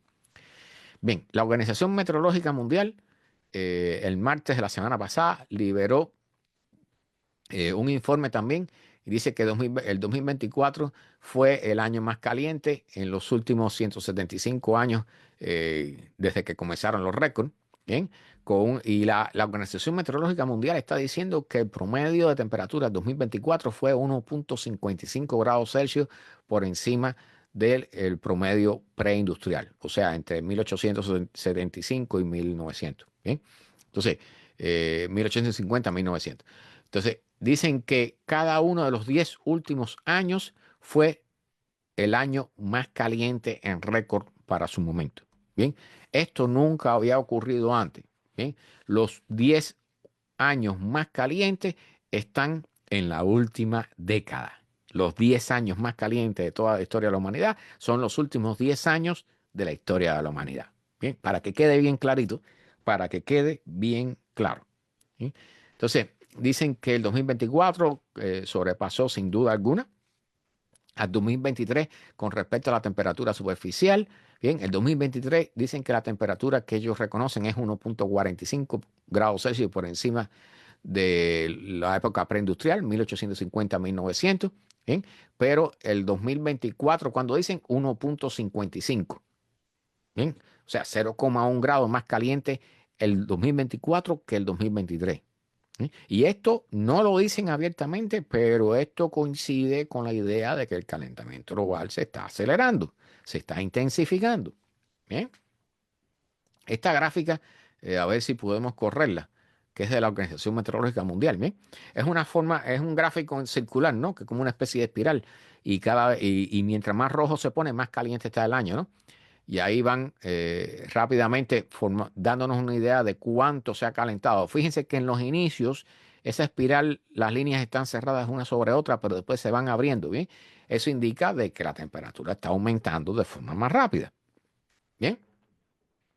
Entonces, bueno, dicen aquí que el último reporte incluye los últimos avances basados en la ciencia. Dicen que en 2023 la concentración de dióxido de carbono alcanzó los niveles más altos de los últimos 800.000 años. Bien. Y en el 2024 la cantidad de calor latente alcanzó en el océano, alcanzó su nivel más alto también comparado incluso con el periodo de 2023, o sea, del año anterior. Bien. También en el 2023, otros dos gases de efecto invernadero, ¿bien? El metano y los óxidos nitrosos que se liberan, particularmente el óxido nitroso sale de los autos, por ejemplo, la quema de combustible en los autos y también del uso de fertilizantes. ¿Bien? Dicen que alcanzaron niveles nunca vistos en los últimos 800.000 años. Fíjense, no 200, 800.000 años. ¿Bien? A lo largo de 2024, nuestros océanos continuaron calentándose, continuaron subiendo su nivel, continuaron acidificándose, que también es otro punto importante. Bien, y toda la parte congelada de la superficie terrestre, conocida como la criósfera, se continuó derritiendo a un ritmo alarmante, incluyendo los glaciares, la Antártida y Groenlandia. Bien, y por supuesto los eventos meteorológicos extremos continuaron devastando y teniendo consecuencias importantes alrededor del planeta. ¿Bien? Entonces dicen que un solo año por encima de 1.5 de calentamiento con respecto a los niveles preindustriales no indica que la temperatura a largo plazo, bien, se haya sobrepasado el objetivo de París a largo plazo.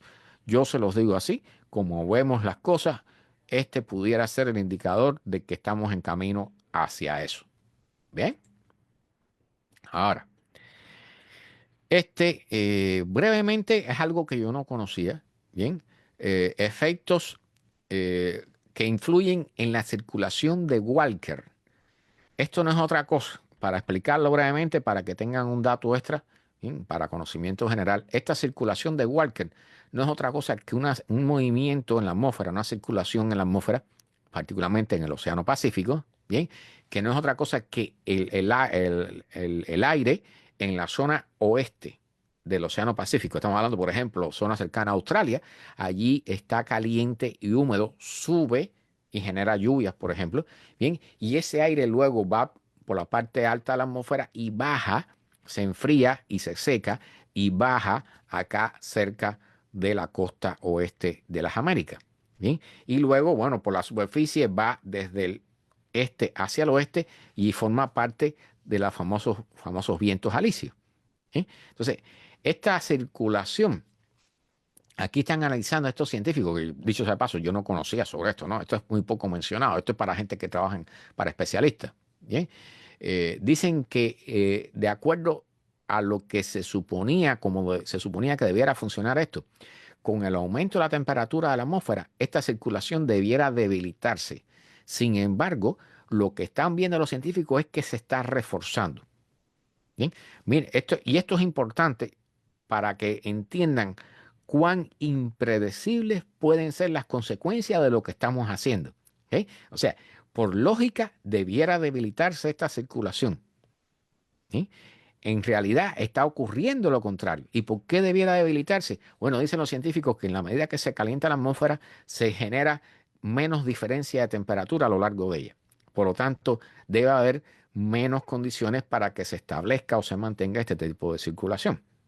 ¿Sí? Entonces, lo que estamos viendo es lo contrario, que se está reforzando.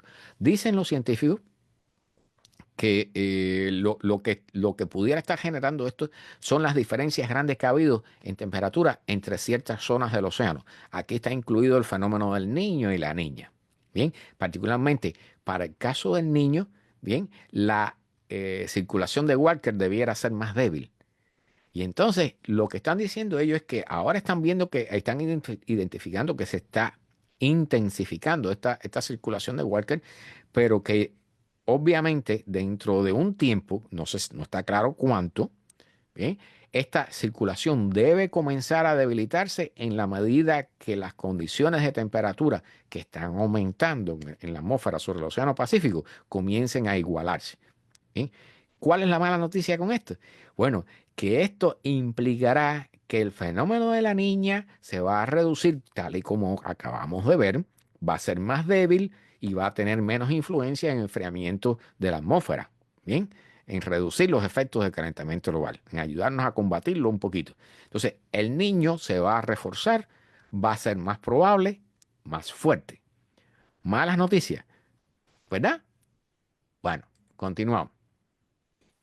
Nueva data alarmante con respecto a la subida del nivel del mar, ¿bien? Y eso no nos dice nada bueno para toda la humanidad. Dice este estudio, ¿bien? Que el derretimiento, bueno, lo que ya sabemos, el derretimiento de las capas de hielo está aumentando el nivel del océano. Dicho sea de paso, no es lo único, ¿no? Hasta ahora, como dijimos la semana pasada, lo que más en estos últimos años está aumentando el nivel del mar es el calentamiento de las aguas del océano, la dilatación térmica de las aguas del océano mundial.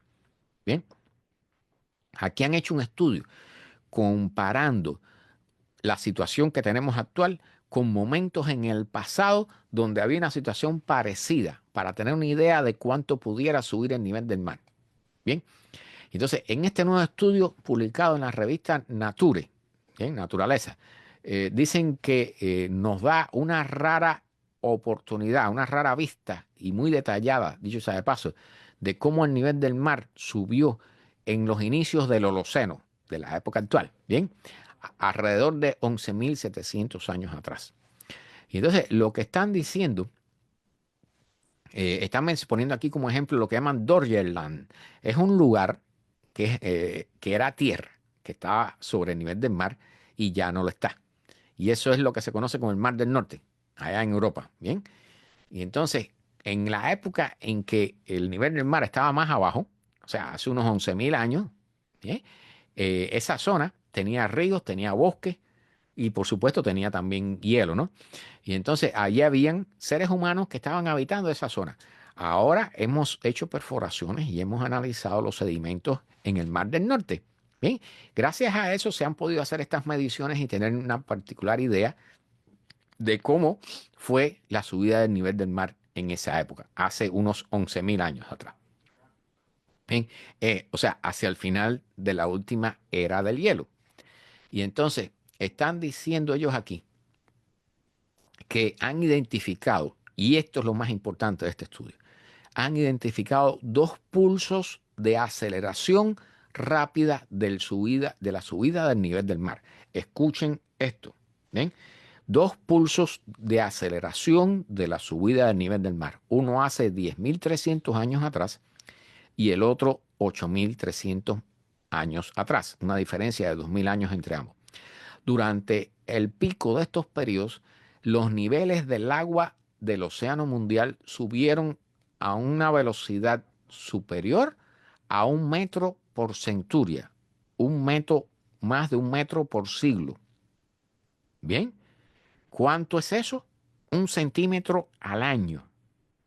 1 centímetro al año o más. Bien, eso para la mayoría de las personas quizás no les diga mucho, pero eso es prácticamente media pulgada al año de subida del nivel del mar. Eso es violento. Bajo ese tipo de velocidad de subida del nivel del mar, no hay tiempo. No hay tiempo de mover o salvar las ciudades y los puertos que están en las costas. Bien, dicen que una de las razones para la rápida subida del nivel del mar, de esta catastrófica subida del nivel del mar, fue un evento catastrófico, la ruptura del llamado lago Agassiz Ojibwe. Bien, era un lago glacial que había en Norteamérica. Yo busqué la noticia a ver si es este es el Mar del Norte, pero aquí tengo la otra página de Wikipedia que menciona este lago. Miren la extensión de ese lago, bien, que ocupaba lo que era actualmente el norte de Ontario y Quebec, en Canadá. Un lago enorme que se produjo producto del derretimiento de los hielos, ¿no? Agua dulce, producto del derretimiento de los hielos. Y esa agua, ese lago tenía un dique de hielo que parece ser que en algún momento se rompió hace 8.200 años atrás, ¿bien? Y produjo una subida rápida a nivel del mar a ritmo de ¿cuánto? De 1 metro por 100 años, ¿bien?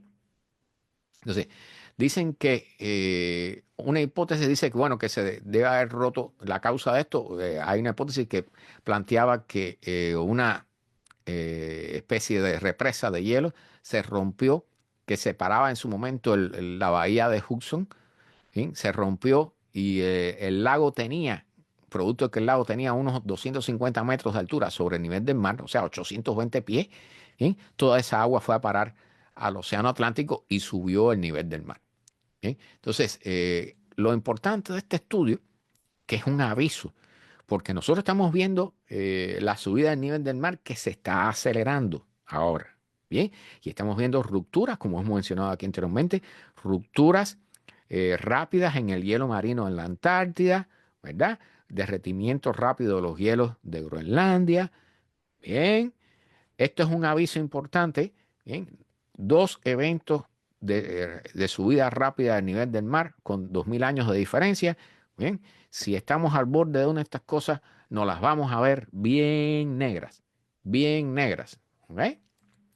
Bueno, científicos dicen que este es un aviso, ¿no? Una advertencia que te hace caer la quijada, ¿no?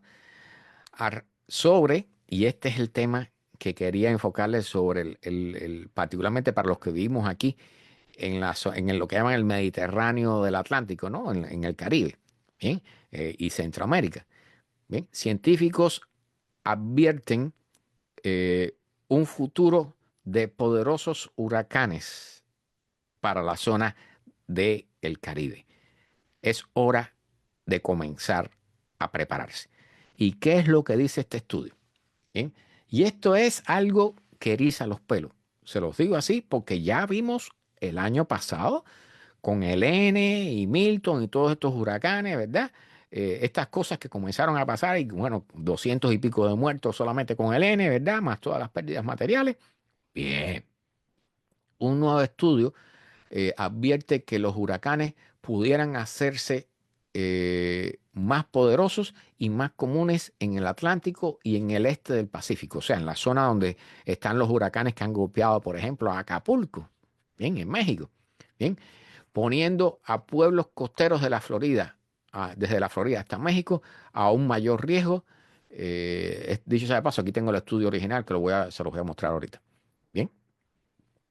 Científicos dicen que han logrado eh, cambiar o han logrado llevar a un modelo, ¿bien? Que puede ayudarlos a predecir el comportamiento de los huracanes. Lo han llevado a tener predicciones de hasta 10 años por delante de la fecha en que pudieran ocurrir. O sea, estamos hablando de que hasta ahora los huracanes nosotros podemos predecir su camino después que surgen. Bien, que eso es lo que se hace en meteorología. Cuando usted escucha un pronóstico meteorológico sobre huracanes, o particularmente con la temporada de huracanes, te dicen hasta que no surja el huracán y veamos las condiciones alrededor, los modelos no te van a decir qué camino va a tomar ni qué intensidad pudiera tener, cuál pudiera ser su vida, ¿verdad? Bueno, en esta ocasión, científicos han usado un software, un programa de la Oficina Meteorológica del Reino Unido, ¿bien? Y han hecho análisis, han hecho proyecciones que indican, que pudieran indicar la cantidad de ciclones tropicales, ¿bien? O sea, tanto huracanes como tormentas tropicales que pudieran doblarse, likely, la palabra likely quiere decir que probablemente se doblen comparándolo con los niveles que habían en los años 1970. ¿Bien? Entonces, la única buena noticia aquí es que no se van a doblar con respecto a lo que hemos tenido en el 2023 o 2024. ¿Bien? Pero de todas formas es extremadamente preocupante. Dicen que están proyectando incrementos significativos también de esas mismas tormentas en el este del Pacífico hasta el año 2030. Y este es el límite, o sea, ellos se han ido hasta el 2030. ¿Cuándo está el 2030 en el futuro? Dentro de prácticamente 5 años, ¿verdad? Bien, bueno, entonces ellos dicen que en el Pacífico se va a incrementar un poco menos la intensidad y la cantidad, bien, alrededor de una tercera parte, pero en el Caribe se va a intensificar al doble y se van a aumentar las cantidades de huracanes y de ciclones tropicales al doble. Eso es lo que le está diciendo el modelo y esto va a ir aumentando hasta el 2030. ¿Bien? Fíjense, ellos están hablando de una década, pero realmente se están enfocando en 5 años. Ellos están mencionando la década como del 2020 al 2030. ¿Bien? Entonces, dicen que la intensidad de estas tormentas, o sea, la intensidad que tienen como cuánto duran, están proyectados de forma separada para generar una intensidad o un poder, ¿bien? Doble al que tenían en los años 1970 para toda la región del norte del Atlántico. Entonces, dicen que el estudio les indica con toda claridad que la intensidad, la actividad se va a incrementar hasta el año 2030 y por supuesto de ahí para allá debe seguir. Bien. Y esto, lo importante de este estudio es que nos debiera dar a todos más tiempo para prepararnos y protegernos con respecto a esta posibilidad. Yo esto, ¿qué les voy a decir? Yo lo veo muy difícil porque realmente las vías de evacuación van a seguir siendo las mismas. Las personas, por el contrario, yo estoy viendo, o sea, les digo, estoy viendo muchas personas que niegan esto.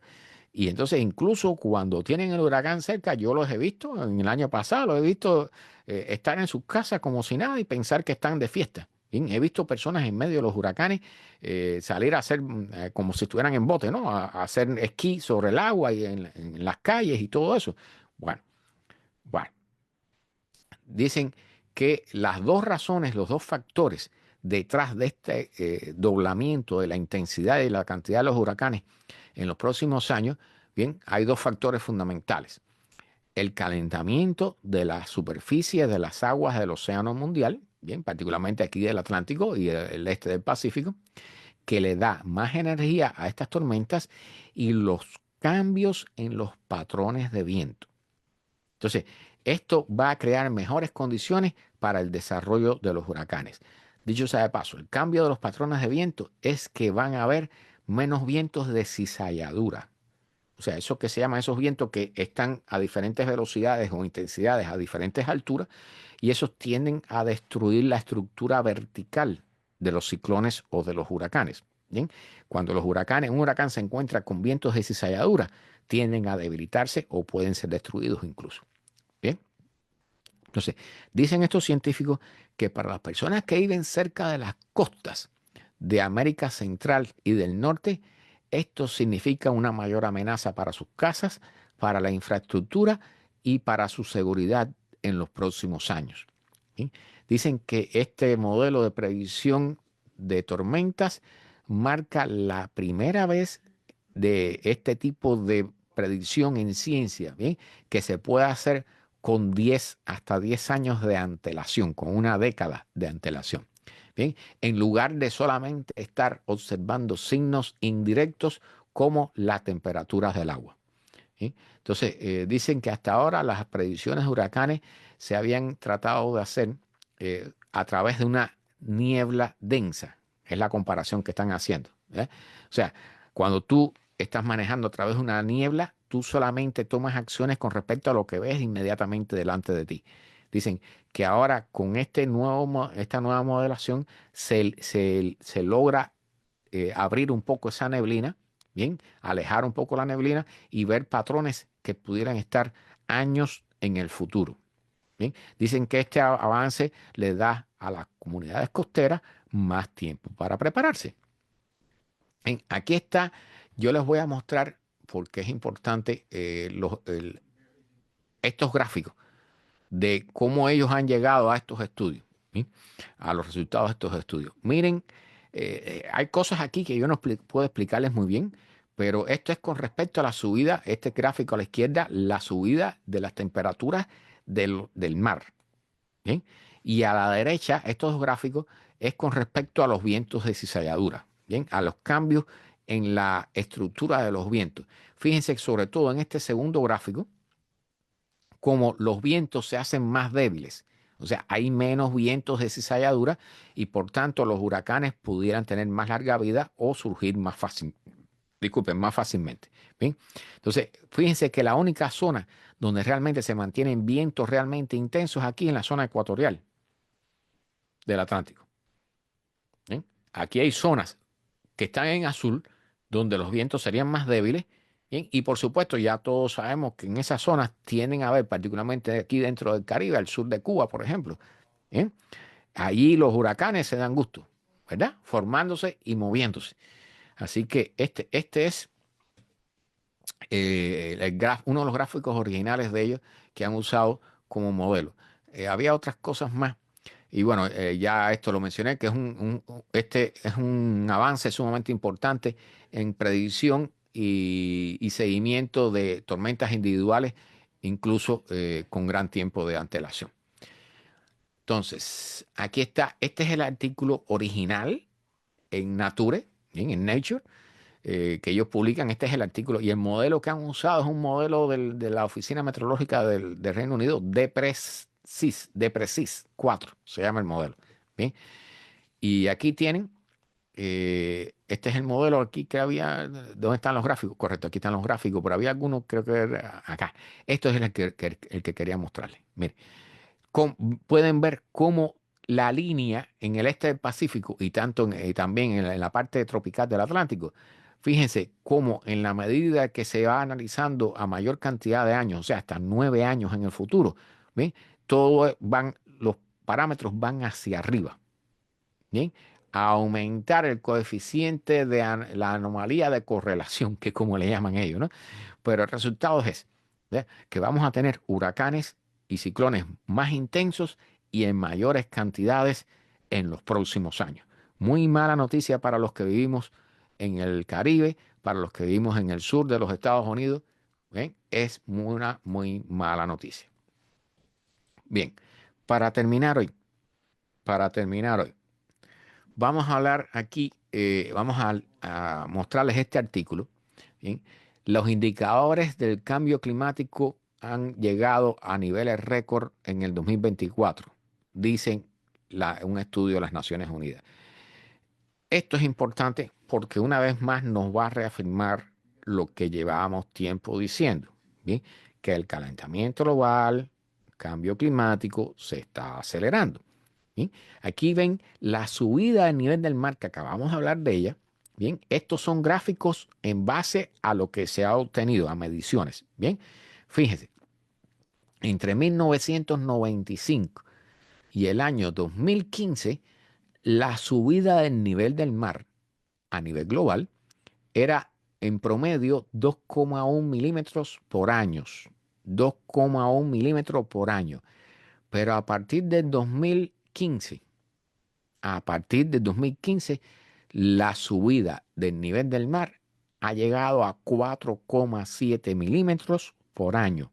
Comparen, fíjense, entre el 95 y el 2015, 2,1 milímetros por año y a partir del 2015, 4,7 milímetros por año, más del doble.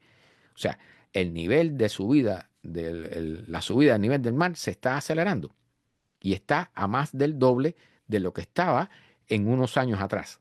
Antes del 2015, 10 años atrás, se está doblando el nivel, la aceleración del nivel de la subida del nivel del mar.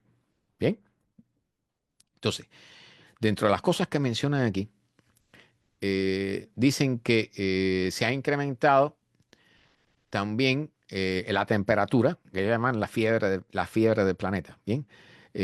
A niveles récord debido a los gases de efecto invernadero que estamos inyectando los humanos, ¿bien?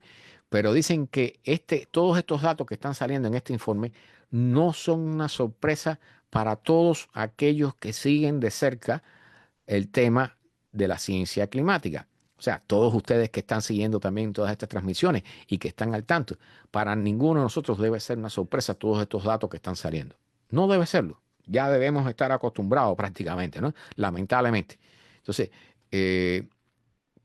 dicen que con respecto al dióxido de carbono, el reporte encuentra que los niveles actuales de gases de efecto de invernadero de larga vida, que es el CO2, por ejemplo, están a un récord de 151% por encima de los niveles preindustriales, o sea, de 1750. O sea, la cantidad de dióxido de carbono en la atmósfera está 151% por encima de los niveles de 1750.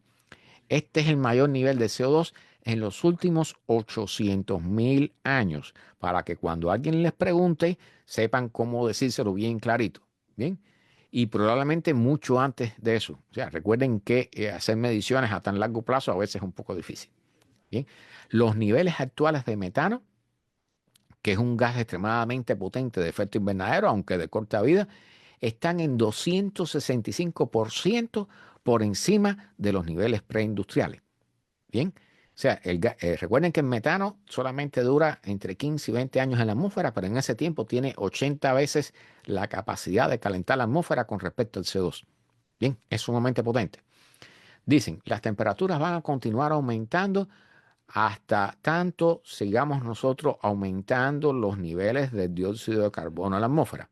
Bien, las temperaturas, y esto lo están diciendo y lo están repitiendo, en cuanto lleguemos al net cero, en cuanto dejemos de aumentar la cantidad de CO2 en la atmósfera debe limitarse o debe llegar a cero el aumento de las temperaturas en el planeta. Yo con respecto a esto tengo mi, no sé, mi reticencia un poco, ¿no? Pero bueno, vamos a creerlo porque realmente de todas formas no vamos a llegar a net cero en nuestras vidas. Se los digo así. Vamos por el camino de business as usual. Vamos a continuar haciendo todo lo que hemos estado haciendo todo este tiempo. Bien, dicen los investigadores han encontrado que la pérdida de masa de los glaciares entre 2021 y 2024 es la pérdida más mayor, ¿no? Es la ganancia más negativa en 3 años en récord. Dicen que globalmente la Organización Meteorológica Mundial muestra que cada uno de los últimos 10 años han estado dentro de los 10 años más calientes en récord. Esto es sin precedentes en los récords de temperatura instrumental que van tan atrás hasta los últimos años 1800. Bien. En adición a esto, cada uno de los últimos 8 años ha marcado un nuevo récord para el índice o la cantidad de calor que hay en los océanos. Recuerden que nosotros ya a estas alturas estamos metiendo entre 10 y 11 bombas atómicas de Hiroshima con respecto a la energía. 10 a 11 bombas atómicas de Hiroshima cada segundo en el océano, las 24 horas del día, los 7 días de la semana, los 365 días del año. ¿Bien? Entonces, dicen que ahora los océanos están subiendo su nivel más rápido de lo que era unos años, unas décadas atrás. ¿Sí? Eso lo acabamos de mencionar anteriormente. Bueno, la tendencia a largo término de la subida de nivel del mar se ha más que doblado desde el inicio de la época de mediciones por satélite. Bien, que es lo que mencionamos, 4.7 milímetros por año desde el 2015 al 2024. Dicen que la subida del nivel del mar está atribuida tanto al derretimiento de los hielos como a la expansión térmica de las aguas. ¿Bien? También dicen que en los años más recientes el contenido de calor del océano ha estado batiendo récord, particularmente en el 2024, lo cual es una señal bien clara de cuánto calor o cuánta energía está siendo absorbida por el océano producto del cambio climático generado por el ser humano. Dicen que el océano absorbe alrededor del 90% de todo el calor adicionado a la atmósfera, ¿bien? Con la mayor parte de él yendo a la capa, a los 2.000 metros, o sea, 2 kilómetros de la capa superior de los océanos. ¿Bien? El reporte muestra también que en 2024 excedió 1,5 grados Celsius, la anomalía de 1,5 grados Celsius comparado con los niveles preindustriales, pero que están atentos para ver si esto va a ser una tendencia o una marca breve. ¿Bien? Dicen que el objetivo del Acuerdo de París de 1,5 grados Celsius era una marca, un objetivo aspiracional, de aspiraciones, ¿no? De algo que se quería lograr, ¿bien? Para tratar de mantener los niveles con un menor chance de desatar tipping points, cambios sin regresos en el sistema climático terrestre. Esto yo lo veo, bueno, ya saben, ¿no? En el pico de la piragua. Entonces, dicen que también este objetivo de los 1,5 grados Celsius del Acuerdo de París tenía como objetivo reducir los riesgos existenciales para las pequeñas islas-estado, o sea, las islas que van a desaparecer por la subida del nivel del mar. Dice, hay al menos un estudio, fíjense todo lo que se ha dicho anteriormente, miren lo que van a decir en este punto. Hay al menos un estudio que ha encontrado que hay la posibilidad de que se haya pasado el 1,5 grados Celsius para largo término. Bien, o sea, existe al menos un estudio que nos dice que ya el 1,5 grados Celsius lo hemos pasado y no vamos a bajar de esa cifra. Bien, malas noticias. Entonces, adicionalmente, de acuerdo al reporte, el número de personas desplazadas por eventos climáticos extremos, ¿bien? Fue el más alto en los últimos 16 años. Esa es la famosa migración climática. No dicen números porque, y aquí lo aclaran, Bien, es muy difícil medir la cantidad de personas que han sido desplazadas o que se han movido producto de cuestiones climáticas, porque hay muchas razones por las cuales las personas emigran. Bien, desde cuestiones económicas, problemas políticos, ¿verdad? Hay de todo. Pero definitivamente la parte climática está influyendo en el movimiento migratorio de las personas en el planeta. Recuerden que estamos hablando de que en los próximos años se dice que pudieran haber hasta 1 billón, 1.000 millones de personas moviéndose, migrando en el planeta por razones climáticas. Bien, recuerden que lo que ha pasado, lo que sucedió en Europa, el famoso Brexit y toda esa desestabilización que ha habido en Europa, tiene, entre otras razones, la migración de más de 1 millón de personas desde África. 1 millón de personas. Ahora imagínense 1.000 millones de personas moviéndose en todo el planeta.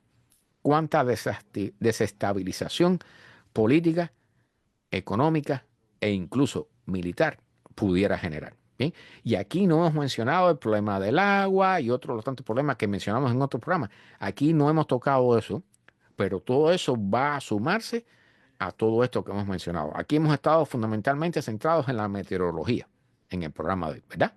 Bueno, vamos a dejarlo aquí. Yo espero que les hayan interesado todas estas noticias que hemos dado. Por favor, estamos a punto de entrar, ya hubo el primer casi aviso de una posible tendencia a crear una perturbación, ¿no? Ciclónica aquí en el Atlántico, ¿no? Y estamos todavía en marzo. Bien, vayan preparando condiciones para la temporada ciclónica de este año, porque como bien dicen los científicos, y voy a dejarle para como cierre este aviso, ¿no? Los huracanes y los ciclones tropicales en la cuenca del Caribe y en el este del Pacífico, aquí en la zona de México, el sur de América Central, van a doblarse en intensidad y en número en los próximos años. Lo que tuvimos el año pasado fue solo un avance. Lo que viene será peor. Váyanse preparando porque es mejor estar preparado a que nos golpee sin darnos cuenta, ¿verdad? Es importante estar informados. Recuerden tener un radiecito de batería, recuerden tener linternas para poder alumbrarse, ¿verdad? La información y la luz y un poco de energía, si es posible, para poder cocinar, tener enlatados y agua almacenada, porque lo que viene no va a ser fácil y lo están advirtiendo los científicos. Bien, es importante escuchar esto y prepararnos. Nos están dando por lo menos la posibilidad de prepararnos. Bien, soluciones no veo que vaya a haber, pero es importante estar preparado. No solo para nosotros, sino también para nuestras familias, nuestras amistades, ¿verdad? Las personas que queremos. Bien, si tienen forma de asegurar, recuerden que hay que tener baterías extra para poder cargar los celulares. Bien, y radiecitos de batería, que es muy importante porque cuando hay huracanes de gran intensidad, se pierde el suministro eléctrico, se pierden las comunicaciones por celulares. Recuerden eso. Bien, es importante tener radios de batería. Bien, vamos a dejarlo aquí. Espero que les hayan interesado todas estas noticias y sobre todo estas finales que trajimos.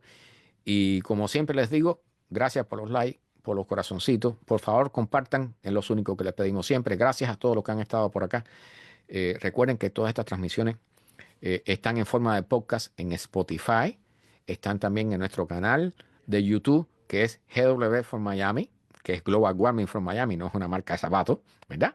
Y están también en nuestra emisora de radio, Radio Ciencia 21, Radio Ciencia 21. La buscan en Google y la pueden escuchar las 24 horas del día en su teléfono o en su computadora. Bien, está allí disponible para todos. Están tanto estos programas de la crisis climática como los que hacemos los miércoles sobre noticias de astronomía, ciencias y tecnología. Están todos invitados a escucharla y se agradece de antemano si la comparten, como siempre. Chao, que descansen.